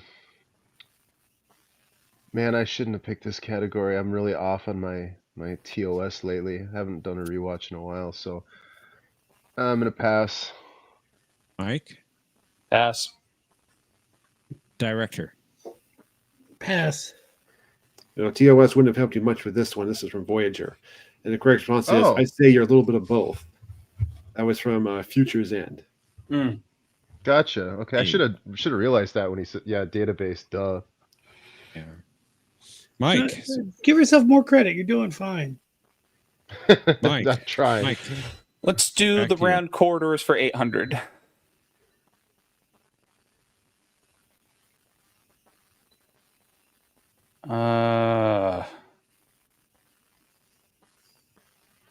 Is that what is phage? That is correct. Okay. Very good. And what's Listen, Thomas saying? He says, but Seven said he was the database, and he said he was with legs and a good bedside manner. All right, Director. Let's try Sloan again for 400,000, please. For 400. During the simulation designed to test Bashir, Sloan was introduced as having this title in the Internal Affairs Department. Oh, what is Deputy Director? Deputy Director. Very good. Yeah. Very good. I said it wrong. I think I said it with too many T's or something the first time I tried to say it. Yeah, it's close enough. You got it. Planet X. Finish off Sloan for 200, I guess. Bashir and O'Brien lured Sloan to DS9 based on a report that the doctor had discovered a cure for the virus that was killing this species. Who are the founders?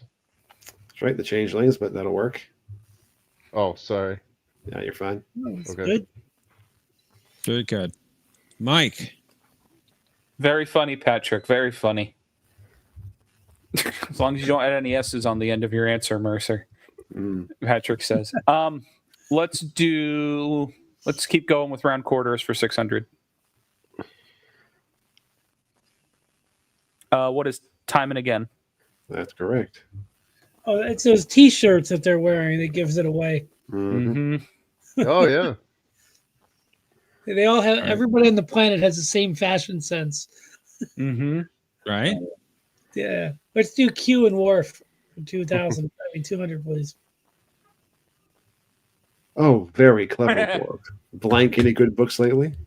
What is eat? Thought you might know that one. Thanks. I love that. What must I do to convince you people? Die. Die. Disappear back where you came from. That was Planet X. it was a great line, and the way Dorn delivered it made it even better.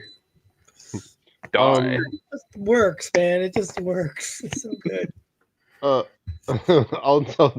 I'll do Fortunate Sons for 600, please. Trip into Paul in an alternate timeline.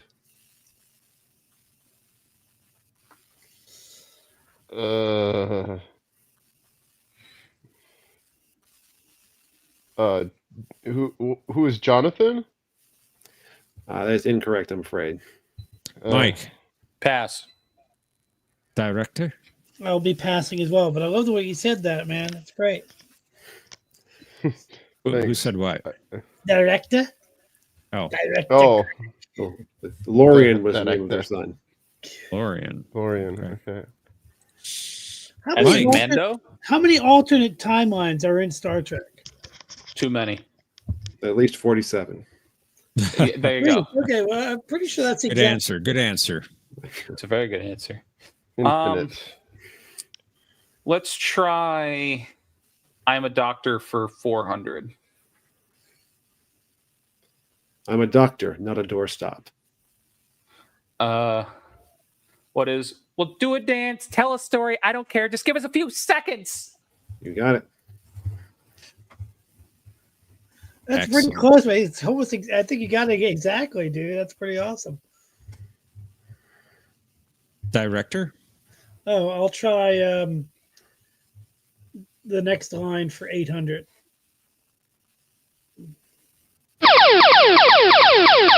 Ooh, big money. All right, you found the daily double. You are considerably off the lead, 6,400 points off the lead. You have 2,600. How much of that would you like to wager? 400. 400. Okay. I'm a doctor, not an historian. Trying to think. I know what the.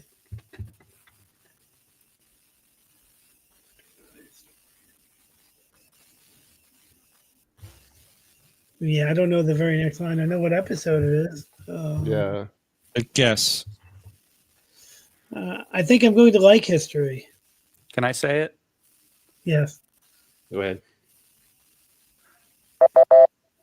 It was, I believe it was, what is, in the old days, command officers wore gold.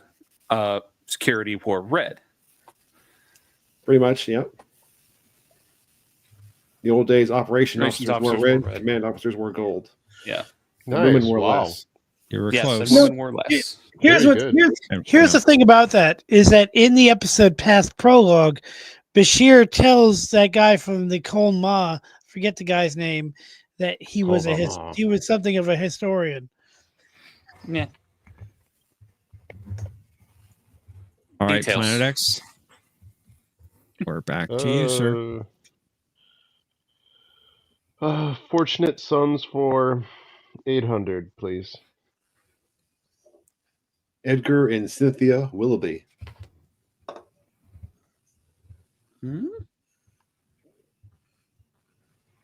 Willoughby.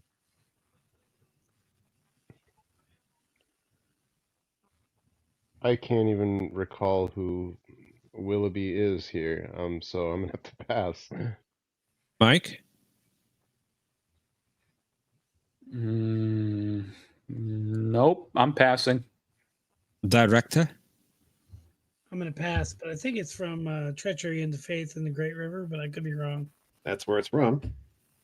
Willoughby. Oh, really? Next up is Willoughby. His son's name was Edgar Jr. Edgar Jr.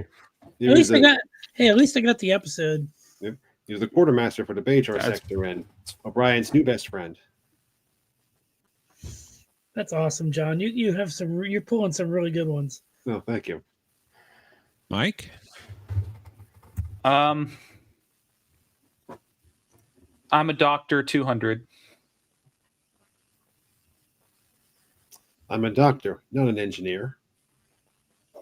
I don't remember the next line. Pass.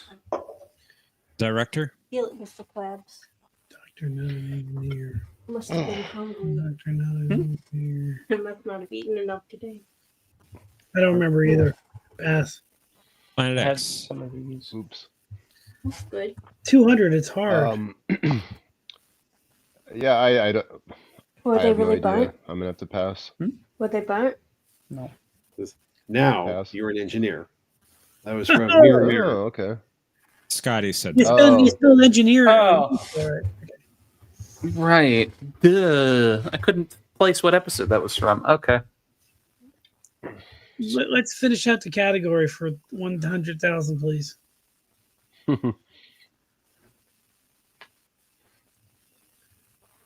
I'm a doctor, not a bricklayer. What I don't know if I have it exact, but what is you're a doctor, there's a patient. That's close enough. Oh, thank you. Said you're a healer, Oh, but yeah. a doctor is pretty much the same thing. Yep. That's an order. Thank you. I knew it was from Devil in the Dark. Yep. Yep. Very good. All right. Planet X. Fortunate Sons 400, please. Miles and Keiko O'Brien. Who is Kiriyoshi? Very good. Thanks. Good job. Mike. Round Corridors 400, please. What is Future Imperfect? That is correct. I am Barash. Look at Frank. Look at how Franks owns that frame, dude. He's just like, I'm Jonathan Frakes and I'm awesome. Swagger. Yeah. I'm Jonathan Frakes, and I approve this message. Director. I'll go with 1,000 for Fortunate Sons, please. Tuvok and T'Pel. Well, I'm gonna have to pass because I know squat about that show. Planet X. Oh, I really wish I knew this, and I think I do, but I'm not gonna. I'm at 0 right now. I don't want to be negative 1,000, so Mike? pass. Sorry. Who is? I believe his name was Sec. You believe correctly. Okay.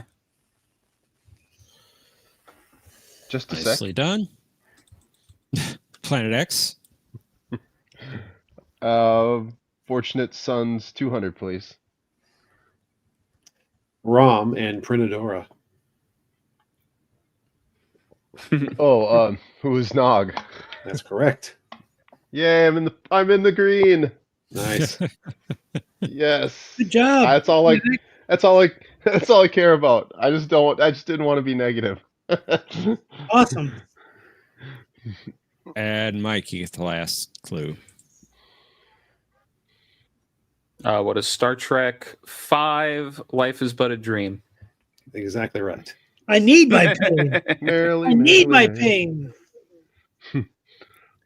Damn it, you're a doctor. Is that on deck 78? Well, according to them, Deck 78 is at the top of the ship, which makes no sense. The rest of the green. True. Damn it, Bones, you're a doctor. You know that pain and guilt can't be taken away with a wink of magic wand. There are things that we carry with us, things that make us who we are. If we lose them, we lose ourselves. I don't want my pain taken away. I need my pain. Fact. Nice. Nicely done. Very, very nicely done. Best episode, one of the best movies ever made. All right. Yeah. The link to Just Buzz I In, agree. rather, is in the private chat. Let's head to final Jeopnerdy. All three players get to play. Consider how much you'd like to wager based upon this category. Aspirate.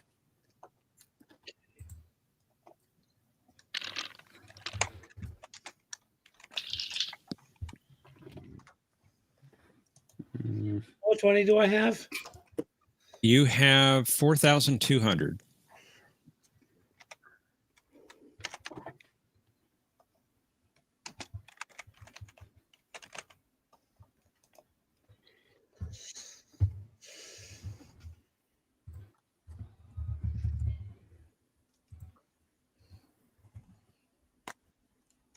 Get your amounts entered.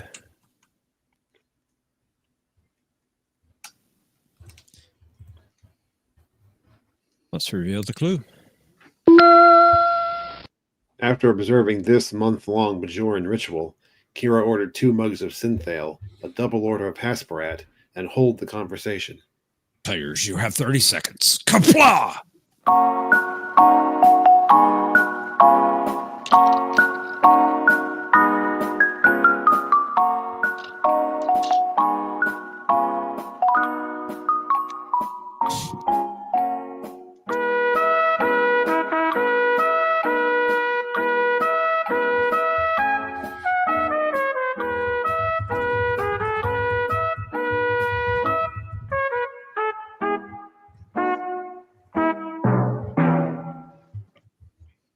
Okay.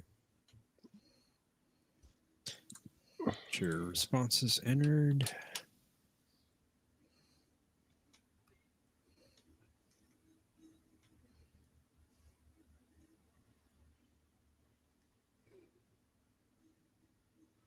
Let me ask you guys on Jeopardy, on the actual game show, have they ever run out of time before they actually were able to do Final Jeopardy? No, because the first 2 rounds are timed. Oh, really? Okay. So Yeah, they don't always reason. they don't always reveal all the clues on the first 2 rounds. No, interesting. Yeah. Just see, even with all the introductions and the commercials, you'd think that there had to be a time when they just simply couldn't do the Final Jeopardy round. All right. No, they purposely time it so there's always Final Jeopnerdy. All right, Planet X, you had 400 points entering Final Jeopnerdy. What was your response to the clue? Is fasting? No, not quite. Well, I'm sure that was involved. That's not what it was called. So yeah, sorry I know. about that. Couldn't come up with the name. What was your wager? You bet half of it, so you have half left. 200 points. Director Krennic. I love the way you say that, man. It's awesome. You have 4,200 points. What was your reply to the clue? what is the Gelosia, the Great Release? Well, that's also an important ritual, but that's not the one we were looking for. So, Come on, it's always. Wait a minute, John. It's always the one you're looking for. You know that. These are the droids you're looking for. What was your What an wager? incredible smell you discovered. 4,199. Please, he added to it. Sorry, you lost that. You're down to 1 point. Yes, I'm not in last place. Mike, you had the lead at 11,200 points. You still do. And what was your response to the clue? The Gratitude Festival, that was incorrect, I'm afraid. It was actually the time of cleansing. Time of cleansing. All right, Mike. What did you wager? 2,700 All of it, points. all of it. Taking you down to 8,500 points, and that is still enough to be the champion. Well done, Mike. I could have won. Good job. Thanks. If only you would have bet all of it, then I would have won a round for once. You know, I thought about it, but I was like, nah. Yeah, it would have been pointless. Yeah. I didn't have enough grumba for that. You talk and you talk. Asperat could have gone in a lot of different directions. That was a very broad category. I thought it was comfortable. Indeed. The reason I bet almost everything is because I thought it was going to be about the seed and sacrifice of angels. This is I was kind of hoping it was about Macius and Roe in Preemptive Strike. Would you have accepted the cleansing ritual, John, or no? Yeah, I think as long as they had cleansing in it, I probably would have taken it. I think you're onto something there, Omni. You sound like Londo Mollari. You do when you say it. Director, Mr. Garibaldi. Director Clinic. Sometimes I can sound like Londo. I don't know anything about Star Trek. I don't know what about this game, this show, Star Trek. I'm taking Star Trek. I have no idea. You don't know about Babylon 5? Yeah, I don't know anything about Star Trek. All you need to know, Mercer, it's like Knight Rider, but in space. Yeah, it is actually. You're right. Or it's Lord of the Rings in space. If that One analogy kosh doesn't- can make a difference. If that analogy doesn't work, I'll try another one. It's like poker, but with pointed tips. Just think of it as target practice. It's target practice. That's It's right. Lord of the Rings. Lord of the Rings in space. That's a better analogy than Knight Rider. That's true. I'll give you that. Yeah, I'd agree with you. I'm playing a married woman. Londo would have a ball on DS9. Oh, he'd be running the place, man. You're talking Lando Calrissian? No, Londo Mollari, Ambassador Londo Mollari of the House Mollari. Commander, you want to drink? Lando was the My name is Quack. Quack. Lando Quack. Quack on Cloud City. What did he call himself when he introduced himself? I'm the administrator of this facility. Mm-hmm. A scoundrel. No, why Who did the might you Florida be? Panthers win Game 5? Who might you be? Ugh. By the way, I do think that Because one Edmonton is that one dirty. kid did a good job playing Ugh. Lando. What was his name? The kid that played Lando in Solo movie. The young version of Lando was pretty good. I don't remember. Yeah, he was better than the Solo guy who played Solo. I think the guy that played Solo was underrated. The whole movie. Thanks, Thomas. Thank you, Thomas. Appreciate that. I like that. I want to movie. know what this Knight Rider is. Thomas doesn't know what it is, nor does he know what Airwolf Knight Rider is. Or is like Airwolf, but with cars. He doesn't even know how to spell it. I'm trying to figure out what this show is. NIGHTRIDER. Don't know. What is that? Did you see my Airwolf theory I posted, Omni? I figured out who Stringfellow Hawk is. Who is he? Oh, He's a member of G.I. Joe. Oh, you did write that. Yeah. Okay. Mm-hmm. What do you think? Yeah, it kind of matches, right? Yeah, I suppose. I mean, it could be. Although Hawk is spelled with an E, but he could have been Hawk from the commander of G.I. Joe. Yeah, possibly.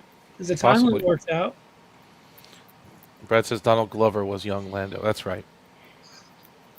Danny Glover? I thought he was the No, lethal. Donald Glover, not Danny Glover. Lethal Weapon. a little different, sir. What was it Predator 2? Electric Getting too old for this shit. There are a couple of scenes, there are a couple of moments in that movie where he sounded exactly like Billy D. Williams. Yeah. I've only seen Solo once. It's not a bad movie. One too many times. I didn't dislike it, but it wasn't great. I like the heist part of it, though. If that makes any sense, like My favorite. caper. I like the heist, but I mainly like the all the stuff on the Falcon as they're going as they're escaping. I like the heist on the castle. With the train, with the No. I like that, but I also like the other heist when they go on Kessel and they go on the they steal the frozen material. They did it in 14 parsecs, right? Yeah, and then they have to escape, and they have like TIE fighters that they're getting away from. That was all good too.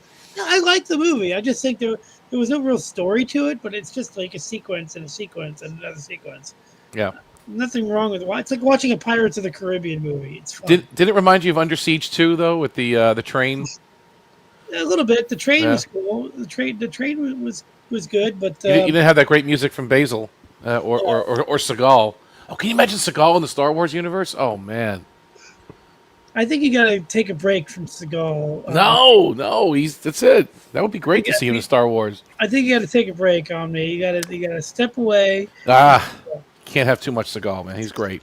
You got to step away from the Seagal, man. Even the Seagal. So did you see the trailer I sent you, Omni? Yes. Kate Mulgrew was not in that trailer. I don't know why they forgot to put her in that trailer, but she is in the movie. Robert Rose says a bigger mystery how there was a Blue Thunder TV show when in the movie Blue Thunder was destroyed by a train. That's true. I seem to recall that. Yeah. Did they explain that? Because I didn't really watch Blue Thunder, the TV series. I remember the movie with Roy Scheider. I just remember not liking that series. Yeah. What is Blue Thunder? It's like an attack helicopter futuristic thing. It was a movie. It had some cool windows on the front, kind of like Yeah, it's an Apache attack helicopter. Purposed for urban surveillance for the Los Angeles Police Department with an unlimited budget, and everyone has super cool Casio watches. Yes, which is the I best like part. how they have these. I have that watch. Had this cool turret on the front. It would, it was like a machine gun turret. But Airwolf would kick Blue Thunder's butt any day. We all know that, right? No question. Okay. No question. Like it's not even a fight. It's all about who the pilot is. If it was the Apache versus disagree. the Bell helicopter, then it would reverse. Well, if it was real life, yeah, that's true. Wait, it's not real life? But if Airwolf has to go up against Kit, who wins? Well, that question's come up. Kit doesn't have really any offensive weapons except a laser every now and again. Now he can micro jam the helicopter, right? But there's no missiles coming out of Kit. There's no machine guns or anything like that. So, but Kit could withstand an attack from Airwolf. Let's put it that way. Yeah. Could he withstand long enough to go hide like somewhere underground or in a tunnel where Airwolf can't get him? Yeah, no, it would be evenly matched. I mean, because Kit couldn't really destroy Airwolf versus immovable objects. Kind of like that, yeah. Because Kit could probably bring Airwolf to the ground, like Patrick's saying with the micro jam, but he couldn't destroy it. He couldn't. There's nothing really to destroy it with. Okay. There's no missiles. There's no. Well, maybe the laser. Or maybe they. I don't know how. Or maybe he can screw up the guidance system and have it crash into a mountain or something. That's about it. Or maybe he could play over the speakers. Well, that's what happened in. Yeah, in Switzerland. Yeah, that's exactly what happened. Kit destroyed Airwolf. Or Omni, all he has to do is play a bad cover of "Shout at the Devil" through the speakers. Yeah. That would work. Mm-hmm. Right. Mm-hmm. Absolutely. Or Michael could eat a lot of hamburgers and he could belt it out. Michael likes his cheeseburgers. That he does. Scene was so funny, dude. That was the funniest thing I've ever seen. What? Was when Kit played "Shout at the Devil." I just could not believe that. I still can't believe that happened. With the cover songs, there was a lot of those cover songs. Yeah. Yeah, but it was a really bad cover. The fact that they picked that one was hilarious, and they picked a bad cover of it. Yeah. And just how they made the cover. They didn't pick up. They produced the cover every episode. They had singers and they got the band and they recreate the song kind of. It was just funny because I was a huge fan of that album when it came out. It wasn't just like a casual thing for me. I was a big metalhead. Which episode was that in? Was that like in Nightlines or something? That was the one where they I don't remember the name of it, but they had briefcases. Like all the bad guys had briefcases with money. Briefcases with money. And Michael had to go in there and take out the briefcase and replace it with an identical briefcase, but it had a radio tracker in it. Mm-hmm. And he wanted to take the one with the money out. But I don't remember the name of the episode. There were all these mobsters, and the girl was hiding. The 19th hole. That's 19th hole. That's right. Yeah. Yeah, the girl was hiding underneath the counter or something. Yeah, table. the hotel. Yeah, and that episode just hilarious. I got it confused. I thought it was the same episode as The Sting, but I guess it's not. No. Great episode. Mm-hmm. So, Omni, did you ever get to play what's that game? The space game. Which one was that? The The one one you were on playing? the one Oh no, I on. didn't buy it yet. The one you've been talking about with Tokyo? No, I didn't get Yeah. that one yet. It was on sale. It was like $60. Yeah. I'm like, yeah, I'll get it Yeah. later. No, when it goes on sale, I'll try to. I don't know what station you're but yeah, when it goes on sale, I'll PS5, the PlayStation 5. yeah, when it goes on sale, I'll let you know. Star Trek Resurgence. That's the only game that you guys should play. Resurgence, is it good? I haven't played that Yeah. one either. Sorta. Let's see if it's on sale. Sort now. of. Hold on a second. It has a better script than that's much of the new Trek does. So anything. Well, that's not hard. Not much of New Trek. All That- of New Trek. It 100% is true. I'll fight you for it. Did you hear the good news, Matt? It's only 33 days away until the premiere of Star Trek Strange New Worlds, Season 3. Oh, gosh. Yeah. Oh, no. It's good news, right? Well, I know Trek what I has the won't better be doing in 33 days. Well, there was some good news. The show's being canceled. Yes, John's happy the Yes. show's being canceled. Right. Yeah.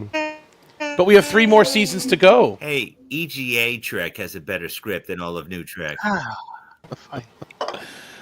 Oh, but it's that funny. was kind of strange that they said, okay, we're gonna do season 3, 4, and 5, and then that's it. And, like already, it's all planned out and settled. And the funny thing is, they're only going to have like 30 episodes. Or how they're going to have like not even like 40, 46, 45 episodes or something when it's all said and done, right? Who's playing the Windows sound effects? No, I'm trying to turn it off, but my mouse got disabled. So it's gonna be a Strange New Worlds is essentially gonna be like two seasons worth of most of the other Star Trek. And that's He's why I installing Windows XP. Just give him a minute. He'll get there. He's on disc 27 right now. Just give him a minute. He's almost done. I'm trying to turn it off. Hold on. Press I hope you don't spacebar have to a bad continue. floppy. Yeah, is it XP Home or Professional, Mercer? Which one is it? It's me. No, Oh, me. Is it on the front? Oh, Me. That Is was it on great. the That was the 5 best and a one, quarter? wasn't it? Millennium Edition. Millennium. Wow. Yeah. Yeah. Okay.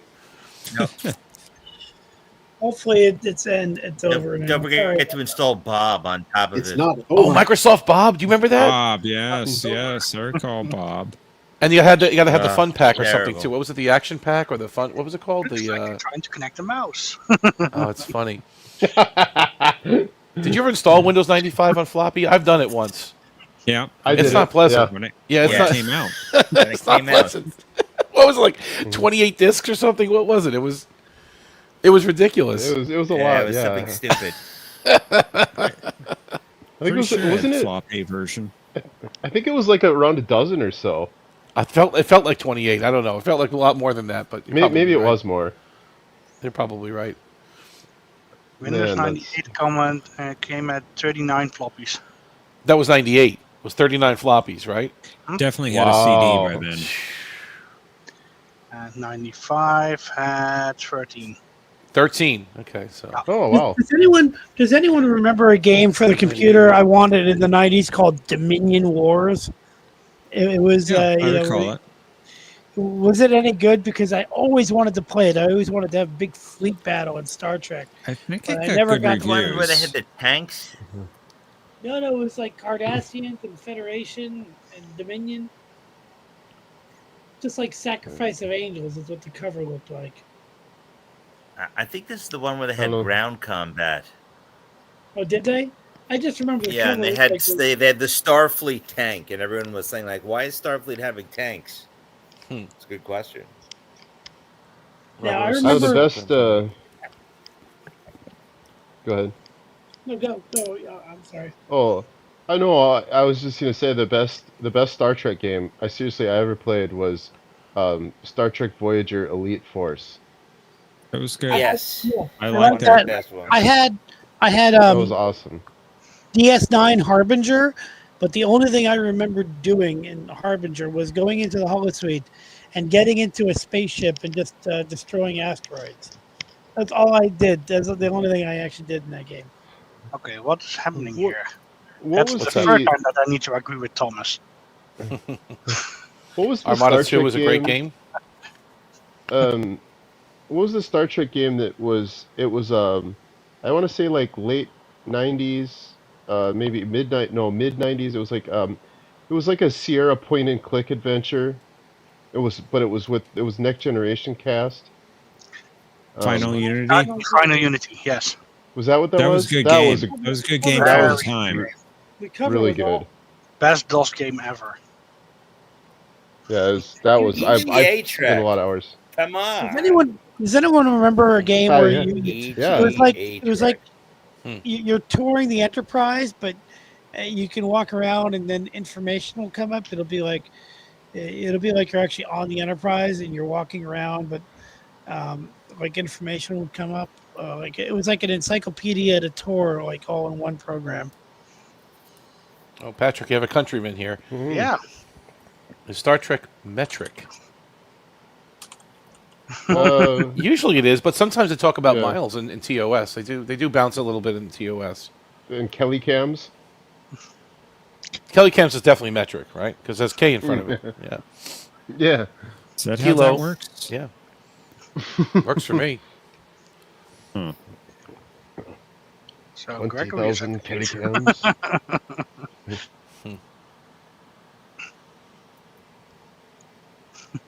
Hello. Hello.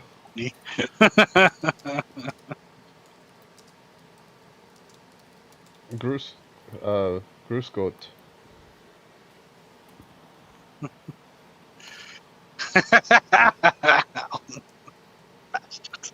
Oh my goodness. Omni.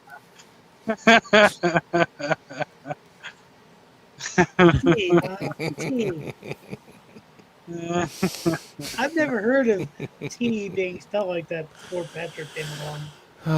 My goodness. Die, was ist das?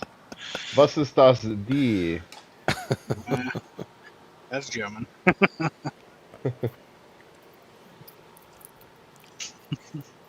I took 4 semesters of Mike. German, but I didn't. A lot of it didn't take. No, in the late '90s. Oh, yes, yeah.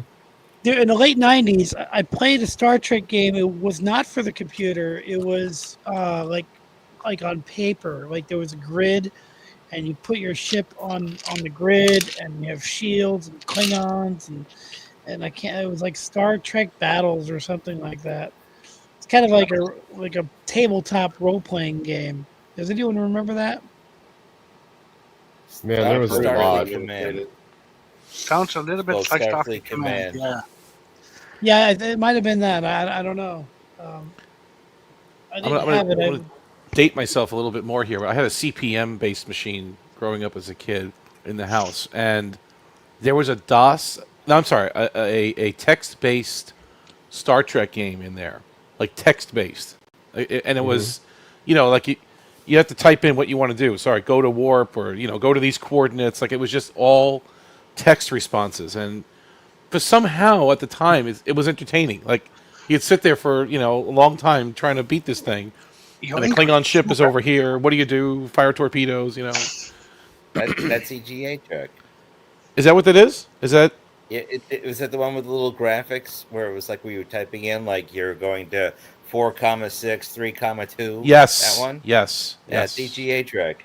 And you're saying graphics? They're literally dashes on the screen, like little dashes and hyphens and stuff. Like it's not even. Yeah, it's text based. Yeah. Then they upgraded it. You should take a look. You can actually still get EGA Track. I gotta check that out. Yeah, look at that. Yeah, it's that one's more graphic, but you should get it.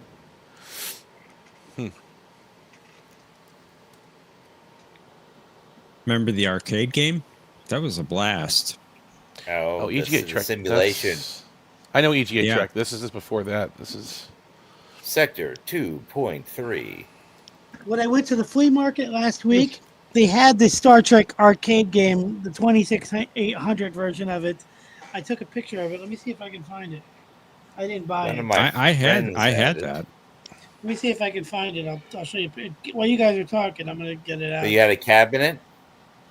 No, it was like the arcade game, but it was like a port for the 2600. Atari 2600. Yeah, they had a Star Trek. I remember them having a Star Trek game. Okay.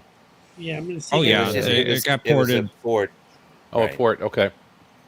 Yeah, it I got swear ported. every There was other 2600, 5200, the Atari 8-bit computers, Commodore 64.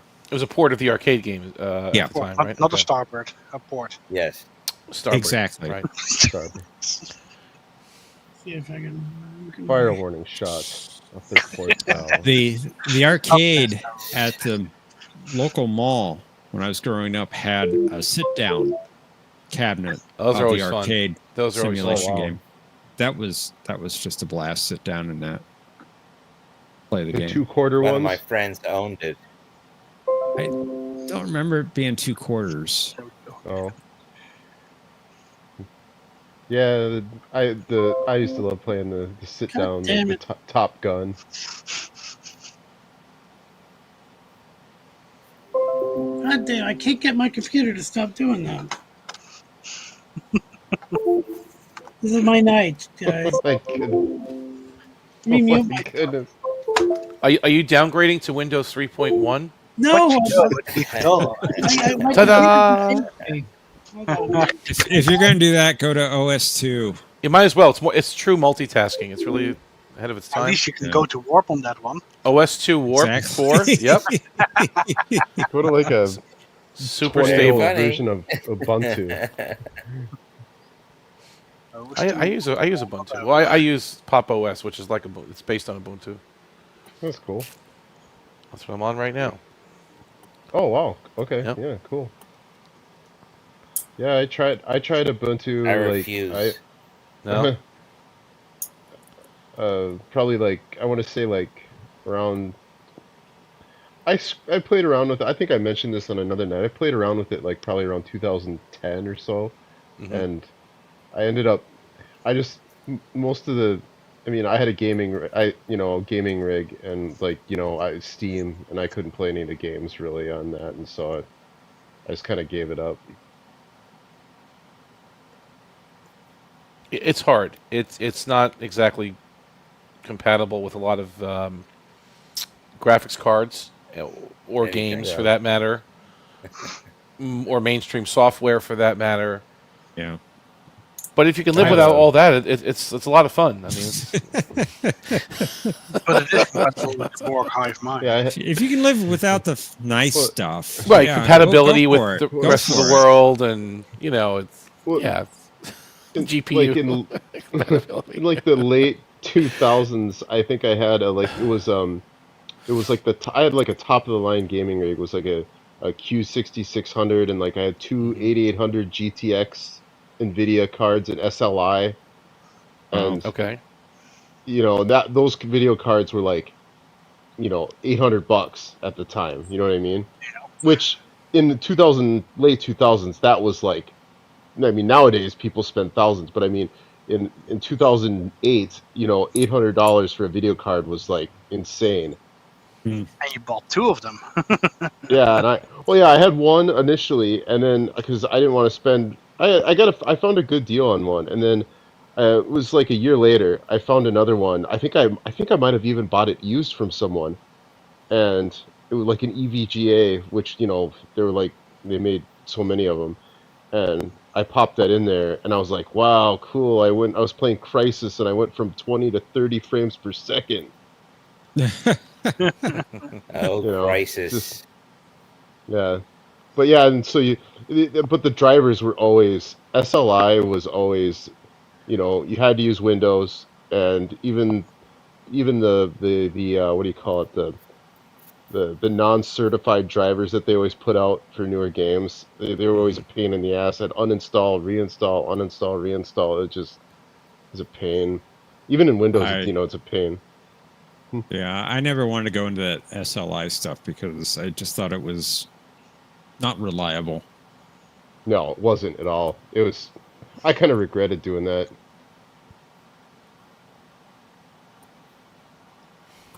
I have to dual boot. I mean, I can't be Linux only. There's some things I can't do on Linux, so I have to, be able to switch between them. But for these type of things, like what we're doing tonight, or just basic work, I like the simplicity of it. Nothing's running in the background that I don't know about right now. Like, it's just stable, and it's not doing some kind of crazy update for anti-malware or some other junk, or it's just rock solid. I like that. I like having the control Yeah. of it like I that. don't have for that sure. kind of problem on Windows. I guess you don't It's notice well- it, right? If you have a good enough machine, it's it just you don't really well-behaved. feel it, right? Yeah. Windows always seems to have a million different things going on in the background. It's just too much, and it bothers Yeah. me. It's like, what is It it does doing? bother me. Why is my hard drive light always blinking? Like, what are you doing? Like, what is it? Yeah. I hate it. Like right now, my hard drive light is not blinking at all. It blinks like. Don't question Microsoft. What are you doing? Stop using my hard drive. Leave me alone. Easy. Defragging itself. It's so if it was defragging, I'd feel good about that. All right, I would at least I can command that. I can control that. Right? No, you can't anymore. Well, you can't. That's true. Don't even try. Don't even try. You can't. Don't even try. Are you questioning Bill Gates and Microsoft? Not on the air. I'm reporting you. Not publicly. Your I didn't say papers, anything. sir. I didn't say anything. Thomas wants to know, can Linux even do solitaire or Minesweeper? Yes, you can go to the. It's called a repository. I said repository, Thomas, not the other phrase. And you can get free games and free software. And yes, there's a version of solitaire and Minesweeper What is created Corvus with you? for Linux. Yeah.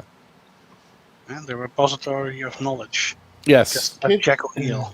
It's like an Can't you play a Atavacross. lot of can't you play a lot of the Source Engine games on Linux too, like Half-Life 2 Source Engine stuff?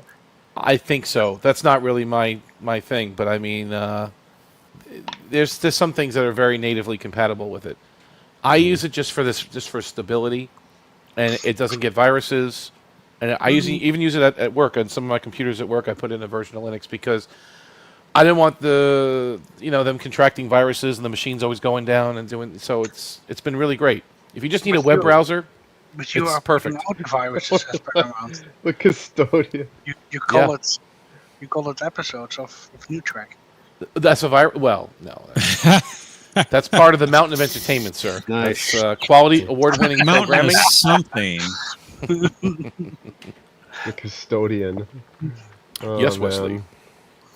man. You ask questions that I don't understand, Wesley. Patrick, like the Commodore 64? That was your machine growing up, Patrick? Yep. Okay, that was a good one. That and of course later the IBM XT clones.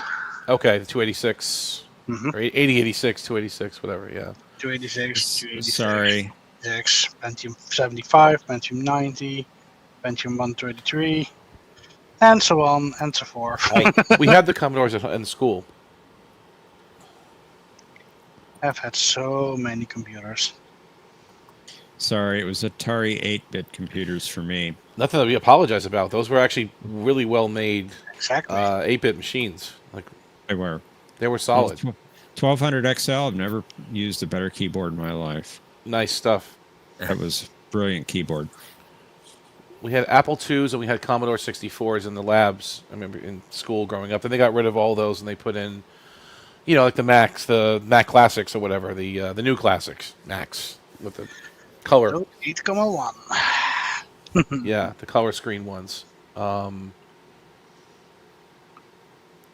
the Atari, I never played with that. Yeah. Robert wants to know why there's no desktop version of Android. Yeah, I wouldn't know. There sort of is, but you use Phone Link. Yeah. Yeah. Kind And of. Isn't Yeah, it's like Android an offshoot of Linux? Well, I think it was initially. the Mac OS is an offshoot of Unix. So It's got some Unix in there, right? The Mac OS, right? Next step, or something, right? Yep. You could trace the lineage back to Linux. Yeah, No, I thought Unix, so. not Linux. I think Unix more. Unix. Okay. I used Unix in college. That was an advantage back then because they were natively. You could network those natively. I think, right? That was one of the advantages to Unix architecture back when. It's just out of the box. You can network machines. Yeah. Whereas if you install DOS on an XT, like Patrick was saying, how do you exactly get that on a network back then? you have to install something else on top of DOS, Novell or whatever, or something, right, to get it onto a network. Yep. Yeah. So it's like that's what Unix was powerful in the It's a business Unix world. system. I know this, indeed, Thomas. And Microsoft had a version of Unix called Xenix. That was their retail version of Unix. So even Microsoft was playing with it for a while. And then SCO kind of took over, right? SCO Unix, which is something to do with a college, I think, out in San Francisco. I'm not exactly sure. And to answer Professor, yes, Android is based on the Linux kernel, but the rest around it is their own system. Okay. I thought I had read that, Patrick. Yep. But that's just like iOS. The Apple system is based on the same Mac kernel that macOS is using, even from version 1 in 2007. Really? Yep. Welcome back, Director. Yeah. Just using a touch layer. I posted a link. Picture. Here we go again. It's like the first thing. There's a picture of the game that I was going to buy. The official arcade version, Sega. Nice. Sega. I like that. Ooh, Sega. For the Atari 2600 and all compatible systems. So was your Atari 8-bit compatible with the 2600 cartridges, Professor, or no? No, they weren't, different. right? Because they're similar, Yeah. right? But they weren't exactly the same. Okay. True. I still have my 2600. I have it in a box. It works. I have a 7800 in a box and a Do you? Vectrex and the PlayStation 1. Nice. Oh, the Vectrex is good. Those are very collectible, actually. I have one with, and I even have a multi-cart. You have them all? Okay. What else? I almost bought this box. Whoops.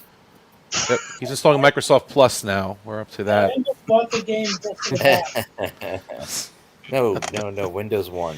Get rid of Clippy. You don't need the Clippy paperclip guy action. You don't, Yeah, I was just going to need... say that. Clippy. I literally was going to say that. Or the dog. Ruff, ruff. Remember him, the little doggy one? Oh my, yes, the dog. How about the wizard? Wasn't there a cat? There was a cat, the dog, and the Clippy, Yeah, right? yeah, That's it. yeah. I hated all of them. Get out of my screen. Leave me alone. And the wizard. You forgot Annoying. the wizard.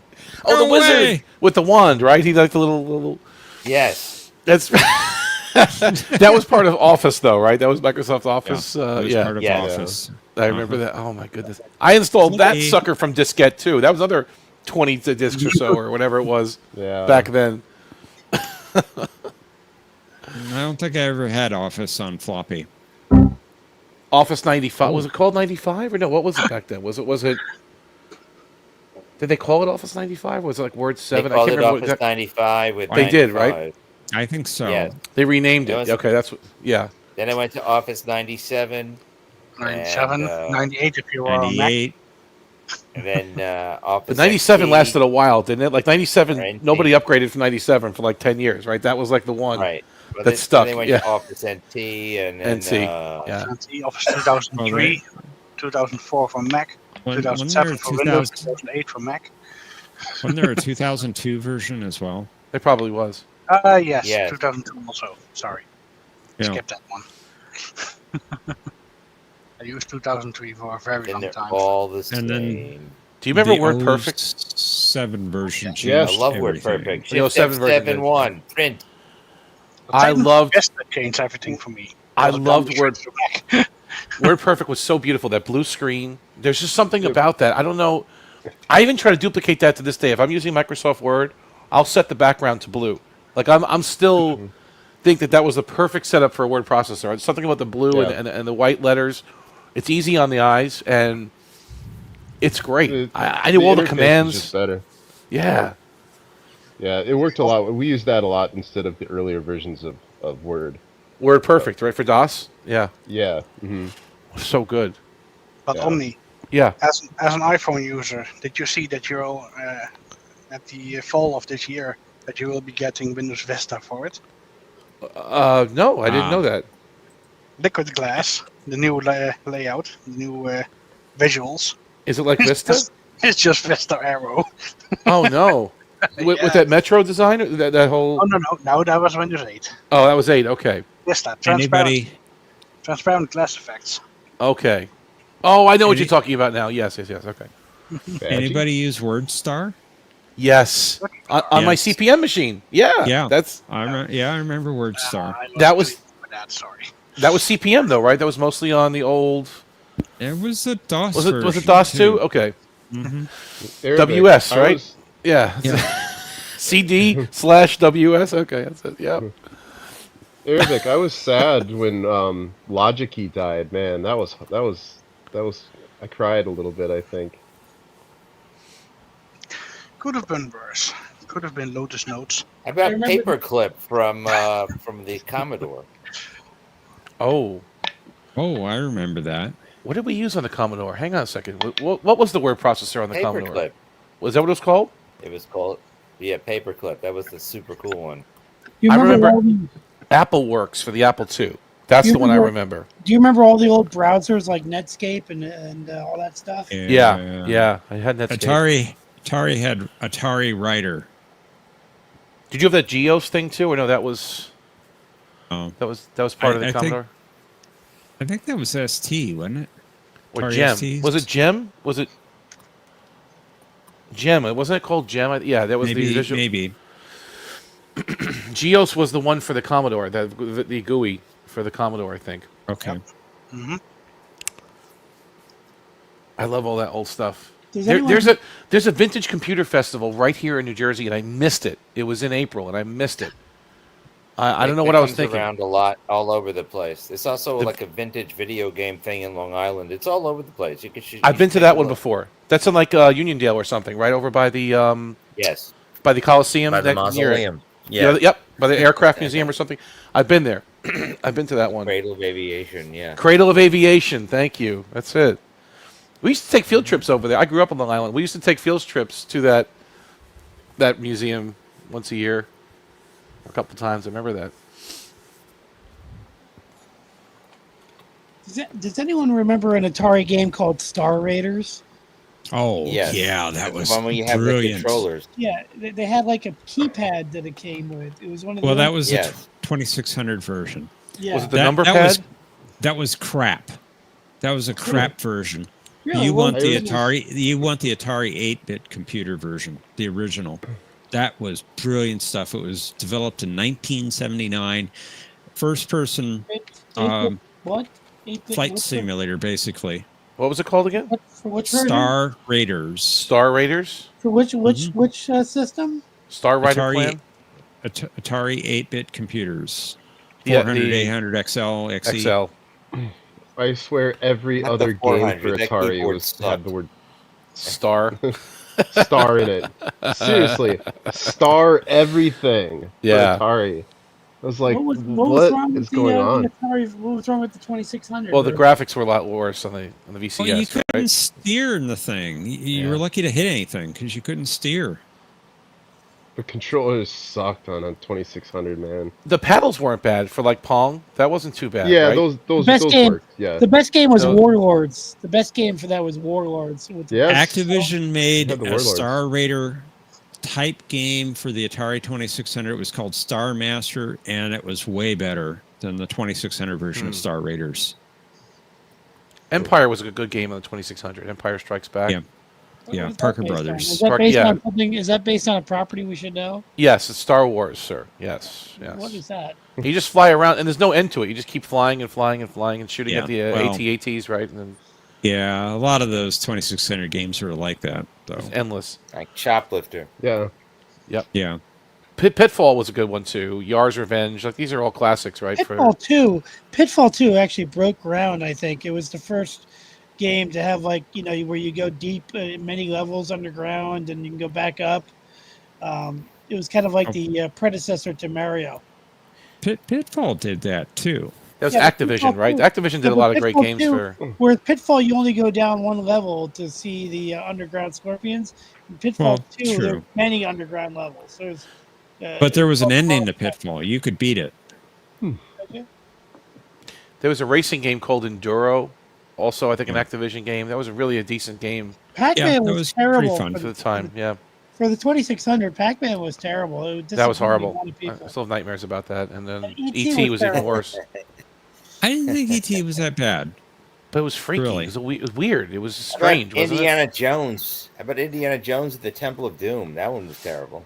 What I loved about the Atari was that they had such great artwork on the They looked packages. so good. It looked so good.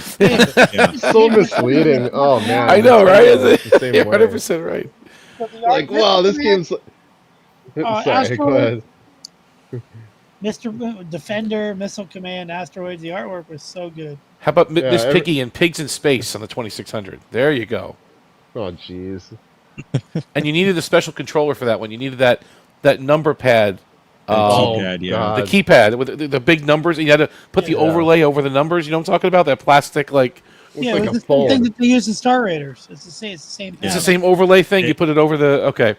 It is The the same overlay. controller. Got it. Yeah. That blue... It's a blue controller with the numbers on it. Yeah. Yeah.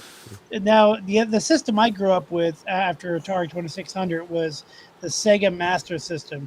It was good. it was the competitor to the NES, but it had no chance. But I love that system. I had the Sega Scope 3D for it.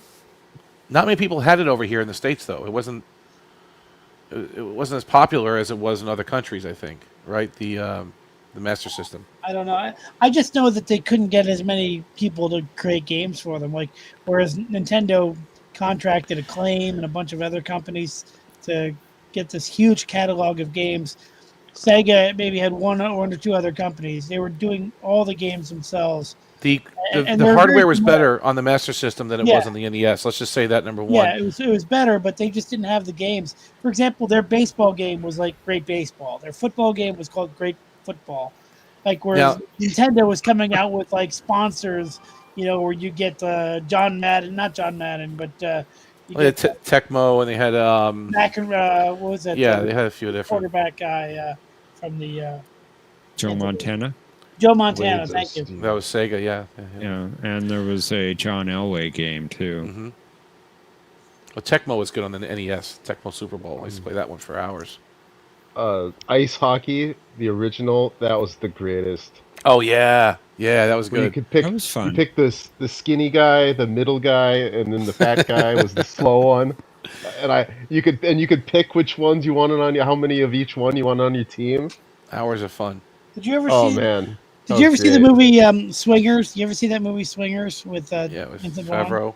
Yeah, there's a scene where they're playing hockey for the Genesis, and they just wanted to get him to fight. It's like let's get this guy's head broken and get him to fight each other. I'll say this about the Master System though too. It's actually compatible with the Sega Genesis with an adapter. Yeah. So you put the adapter in the top of the Genesis, but and you can can't- play all your old Master System No, games. not all of them. Not okay, all. well, of them. most You can't of them, play I guess. You can't play 3D stuff. Okay. But you still can at least go backwards with it. Like when Super Nintendo came out, you couldn't play all your Nintendo games in the Super Nintendo, right? Like you couldn't. Yeah. No. At least they gave you that option to do that, which is pretty cool. And the Sega Game Gear, which is the first like color portable gaming system, those were just ports of the Master System games. Yeah. Like all those games for the Game Gear are pretty much just Master System games that they brought over to the Game Gear. I still have better. my system. Mm-hmm. Well, guys, I'm gonna have to say goodnight, so I'm going to Try to sell my. say I'll see you next time. See you, Matt. Good job, Matt. Thanks for coming on the show. Good seeing you. Thanks for having me You're again. awesome. Good You're seeing you always guys. Thanks very much. You guys put have a a link. good night. Put a link in to your channel. Oh yes, I will do that right now. And Unless by the way, John Matt, beats me before to you the go, punch. Matt, He before you go, Happy Father's Day. Well, Yeah. thanks, and again, Happy Father's Day to everybody that celebrates, that is a father or has one. How's that? That's good. I like that. No, but you're definitely a Sounds father, so Happy Father's Day. Yeah, thanks very much. That's what I keep hearing. Yeah, I heard there's a rumor. And enjoy your tie tomorrow. Are you getting a tie as a gift? Is that what's happening? Is that what you... I'm expecting it. Look, see, John Okay. beats me to it yet again. Thanks, John. Thank you, John. did. You're welcome. That's Well, just you the guys kind of have a guy good he night. is. Yes. You too. Yes. Have All a right. good Take one. care, guys. Right. Bye-bye. Catch you later. Take care, Matt. See You know, I later. just noticed John's avatar. It's been up there for like the last 25 minutes, and I just noticed it. Thank you. Is that how you feel? It is, yes. How do you feel? It's from the menagerie. Oh, The is it? cage. Yeah. That's when the Telosians are punishing him. He's melting. He's melting. It's I not like that when he bad. snatches the. Is it that bad? It's worse. It's worse. Yes. I have to concur with that. I like it when he snatches one of the aliens and he's like, "Gotcha." I'll break your head off. Twist your Yeah, neck off. Snap your neck like a twig. Oh yeah, that's great. Gotcha. But what if they beam the ladies in there though, and in the cell? Why would they let them have their lasers? Like I don't understand. Yeah, they had just this go much with it. control, or they can at least plant something in their brain that the lasers aren't there. Well, right? remember they wanted them to go to the surface, so. Oh, I see. It's true. So they had to break Oh. out. They had to break out. And they melted the transparency. I saw a video today that somebody made. It was really well done. It was the end of Rogue One where Cassian and Jyn were about to get obliterated by the wave, and at the last second they get beamed aboard the Enterprise. Perfect. It was I think it was New Trek, but it was still really well done. I don't like how they all got killed at the end. I told you that. I don't know why they had to do that. There's no reason Really? to. Yeah. All of them? Everyone? Yeah, why not? Somebody couldn't. I mean, Cassian couldn't survive, or at least her. Maybe he dies and she survives. What I didn't understand is why did Saw not go with them? He's just like, Yeah, oh, I'm that just gonna stay here and die for no reason when I could just go with you and get on the ship. Like what? See, everybody went out of their way to die in this movie to make way for A New Hope. So there's no loose threads. Everyone's dead except the ship that Darth Vader's chasing with Leia on it. Oh yeah, Tantive. Mm-hmm. It worked. I mean, it was cool the way most of them died. You know, Bodhi Rook died. Shirut died. It was cool that they all died. I liked it. I didn't have much of a problem with it. Everybody didn't died? mind All it. the characters? All right. Yeah. I How are didn't they mind it. gonna I get just, huh? The entire planet was destroyed. How are they going to get out? I mean, I don't know. Get on a ship. Could, yeah, right. There's a million ways they could have gotten off the surface, or just get away from the city. You know, they didn't destroy the whole planet. They just destroyed that base. But they right? basically, That's true. They basically destroyed probably like 100 miles worth of, Right. you know, at least 100 miles.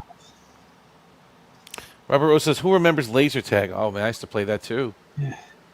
I love the design of those laser guns, the black ones with the red stripe. The Romulan disruptors. Is They that were what so were? they were so inaccurate though. Were they? I don't know. Maybe I wasn't good at it. I never played it. I just wanted to have one of those guns because it looked really cool. It looks like the way I picture a laser gun looking.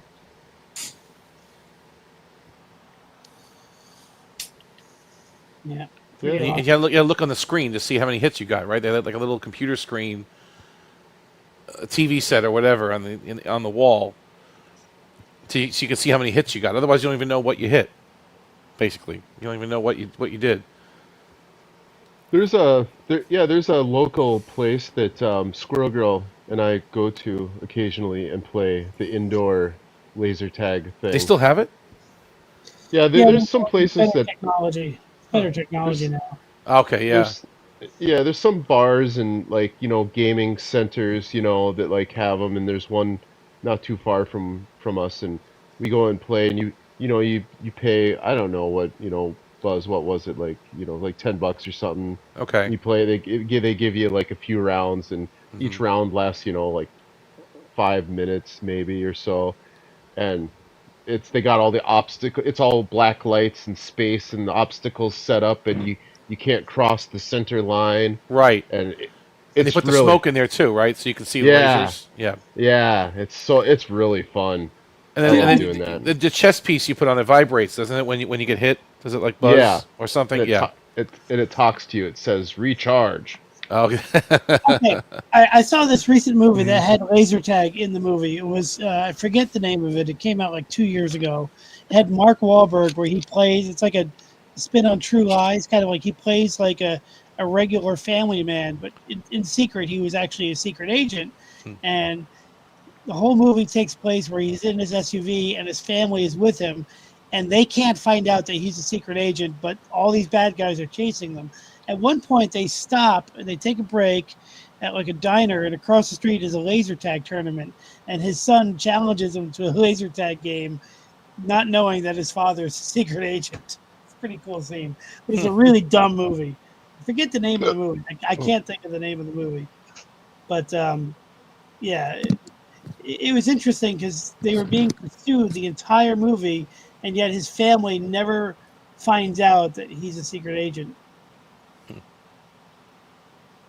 I can't think of the name of it. It is really fun though. It's a good it's good date night kind of thing, you know. Yeah, yeah.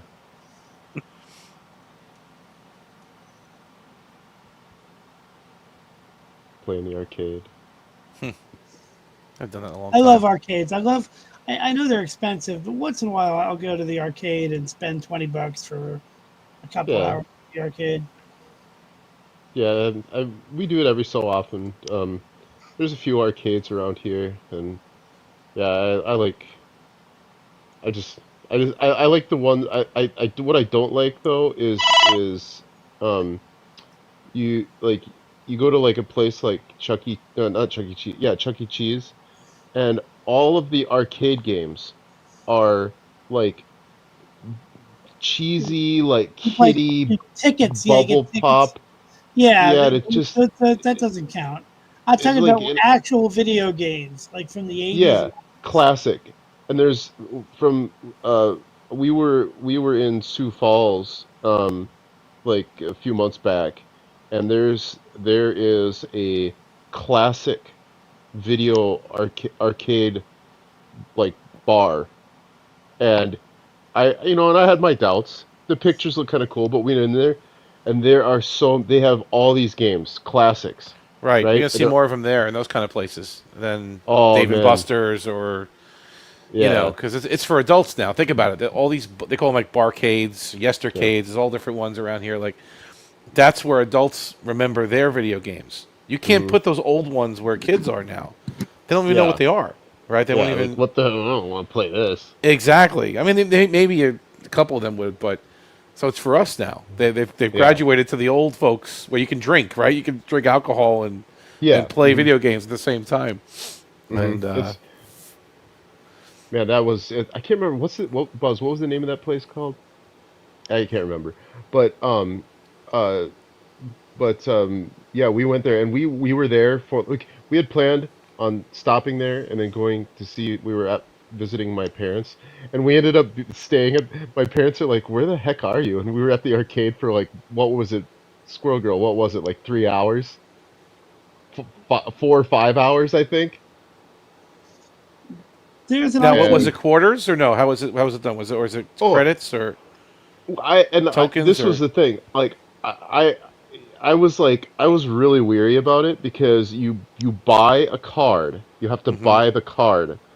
So the card is a one-time fee, and, Okay. and so you buy the card for like $3, $5, Mm-hmm. something like that, right? And then you load the card Mm-hmm. with with tokens, and then you scan it on each when you play the game, right? Oh, it's pretty advanced. Okay. Yeah, and they have the old games, but they have attached to the old, because they had The all card these reader. games from like, yeah, they attached the card reader to the game, so you have like Donkey Kong, original Donkey Kong, right? Mm-hmm. And they have just this little computer thing attached to it, and you just scan it. And I was worried that they were going to charge you an arm and a leg, like you put in $10 and it lasts for like 5 minutes. But we actually, I think it was like we loaded the card with like $25 worth of quote unquote credits, Mm-hmm. Tokens, and whatever. Yeah. and we spent we spent 3 or 4 hours with that just between both of us with just that like $25. It's great. It's good entertainment. Now, in New Yeah. Jersey, Omni, Mhm. there are a couple places in Morristown and in Red Bank, and maybe some others that have arcades. So if you ever wanted to meet at an arcade, Yeah, there's one in Somerville, which is not far from where I keep Kit. It's called Yestercades. That's a pretty good Yeah. one. There's maybe we could play. oh yeah, it's fun. Oh, they got everything in there. They have there's other ones called Barcades, like in Jersey City. There's a few other ones. New York's got a I'm bunch not of them going too. to Jersey City though. I don't think. I'd rather not. Well, you know. I'm just saying, like, if you wanted to, like, Yeah. have lunch one day, and see Kit, and I'd be then, happy to. play I'd be some happy to. games, just to reminisce. I'm just thinking about where I used to play those games as a kid. Like I remember I was at the bowling alley. I played a lot of, because I was in a bowling league when I was younger, and they had some pretty decent games there. I think I put a lot of quarters in those bowling alley arcade games. I didn't actually go to a proper arcade every week. You know, I didn't, maybe for a birthday party or maybe go to the amusement park or something. But you know, that's where I ended up playing a lot of the arcade games, was at the bowling alley. And they kept changing them out. They had pretty good ones in there. But I'm trying to think where else. And I guess on home. I mean, at home I'm playing more video games at home than anywhere else. They even had a Neo Geo back then, which was pretty impressive at the time. Love that. And you had to bring your little card with you, like your memory card or something, and you can get points or something. I didn't know how that really worked from home. If you had the home one, which was very expensive. Oh my goodness! I remember as a kid, like it was like I grew up like, you know, like we were like average income family. You know what I mean? And then I didn't even bother to even consider asking my parents for a Neo Geo. What was it, $800, $1,000? How much did it cost back then? Yeah, it was I think stupid it was like money, right? It was stupid money. It was like, yeah, the system I believe was like $800 or $900, and the then cartridges were $200, right? The big ones, right? Yeah. The games were $150 to $200 a piece, more than the actual Nintendo cost. Yes. Right? Yeah. For these gigantic cartridges, these monster cartridges, right? The AES ones, right? They have to call them the AES or something. Yeah. Yeah, man, and I dreamed about. I was like, oh man, I like that would have been. I would have been the coolest kid in school with that damn thing. But Yeah. no, that's a no. That was a no go. I didn't even know a person with one of those growing up. Eric Like, said I played the Star Trek game at Dave & Buster's and it cost $5 a head. Oh wow. Okay. And it was based on 2009 Trek. Oh, even more of an insult. Oh damn. But you know what's funny with those Neo Geo games? I'm actually playing them now. I have the Mister system. I've been really playing with that that project, and they're not that great. I mean, they're really interesting games. The Neo Geo, they're mostly like Japanese fighting games. That's really all they are for the most part. Arcade style. Yep. Arcade style, straight Japanese. Like right. They're barely translated for our market. Yeah. And they're fast. They were really listen. They were definitely a couple notches above the 16-bit stuff we had at the time, right? It was up there, but it's just fighting games. There was nothing really out. So I'm kind of glad I didn't waste all that money on that back then. Even though I dreamed about it, I didn't know what else I was dreaming about. Like what am I even, Yeah. It's just, I think it's just when they price something that high, you imagine you lust being after like, it. Yeah, it's gotta be great. I want it. I want it. And you buy it and you play it like 3 times and you're like, whatever. Like, remember the TurboGrafx 16? Remember that? That was... Yeah. Which is, around the world, it was called the PC Engine, I think it was. It was the NEC. Okay. Yeah. Yeah. I'm trying to think of the games, but I'm not recalling. The Splatterhouse was the one that everyone remembers on that one. Okay. There's a few others. But the graphics were good. The TurboGrafx is basically like a in-between point between the NES and like the Sega Genesis, or the NES and Super NES. Like it's 8-bit kinda, but also 16-bit kind of. Like it's in the middle. And it's not bad, right? It's like it's not bad, but it's not super great either. Like I'm glad I didn't have that either. I have a question. What does bits mean anyways? Like I never understood that. like 8-bit, 16-bit. As far as I know, it's lines of data going into the processor. Okay. Like I think on the 8-bit processors, they had 8 data lines or something, where they could transmit data. And I'm not 100% an expert on this, but they could transmit data back and forth on 8 channels. Basically, when you go to 16-bit now, it's double. So you can do more in, more out, faster, more more processing going on. Okay. But I know that was used as a marketing tool against us kids at the time, right? It's got blast processing and 16-bit and all these other things that Sega Genesis was throwing at us. What the hell is that? I don't know. It just means it's better. It's better. 16 bits are better than 8 bits, whatever the hell that means. I don't know. I mean, come on. It's double the bits. Of course it's better. It's awesome. I know. Yeah, I mean, the processors weren't even that. They were like 2 megahertz, 1 megahertz in the 16-bit machines. They weren't even that fast. 3 megahertz or something. That's all they really were.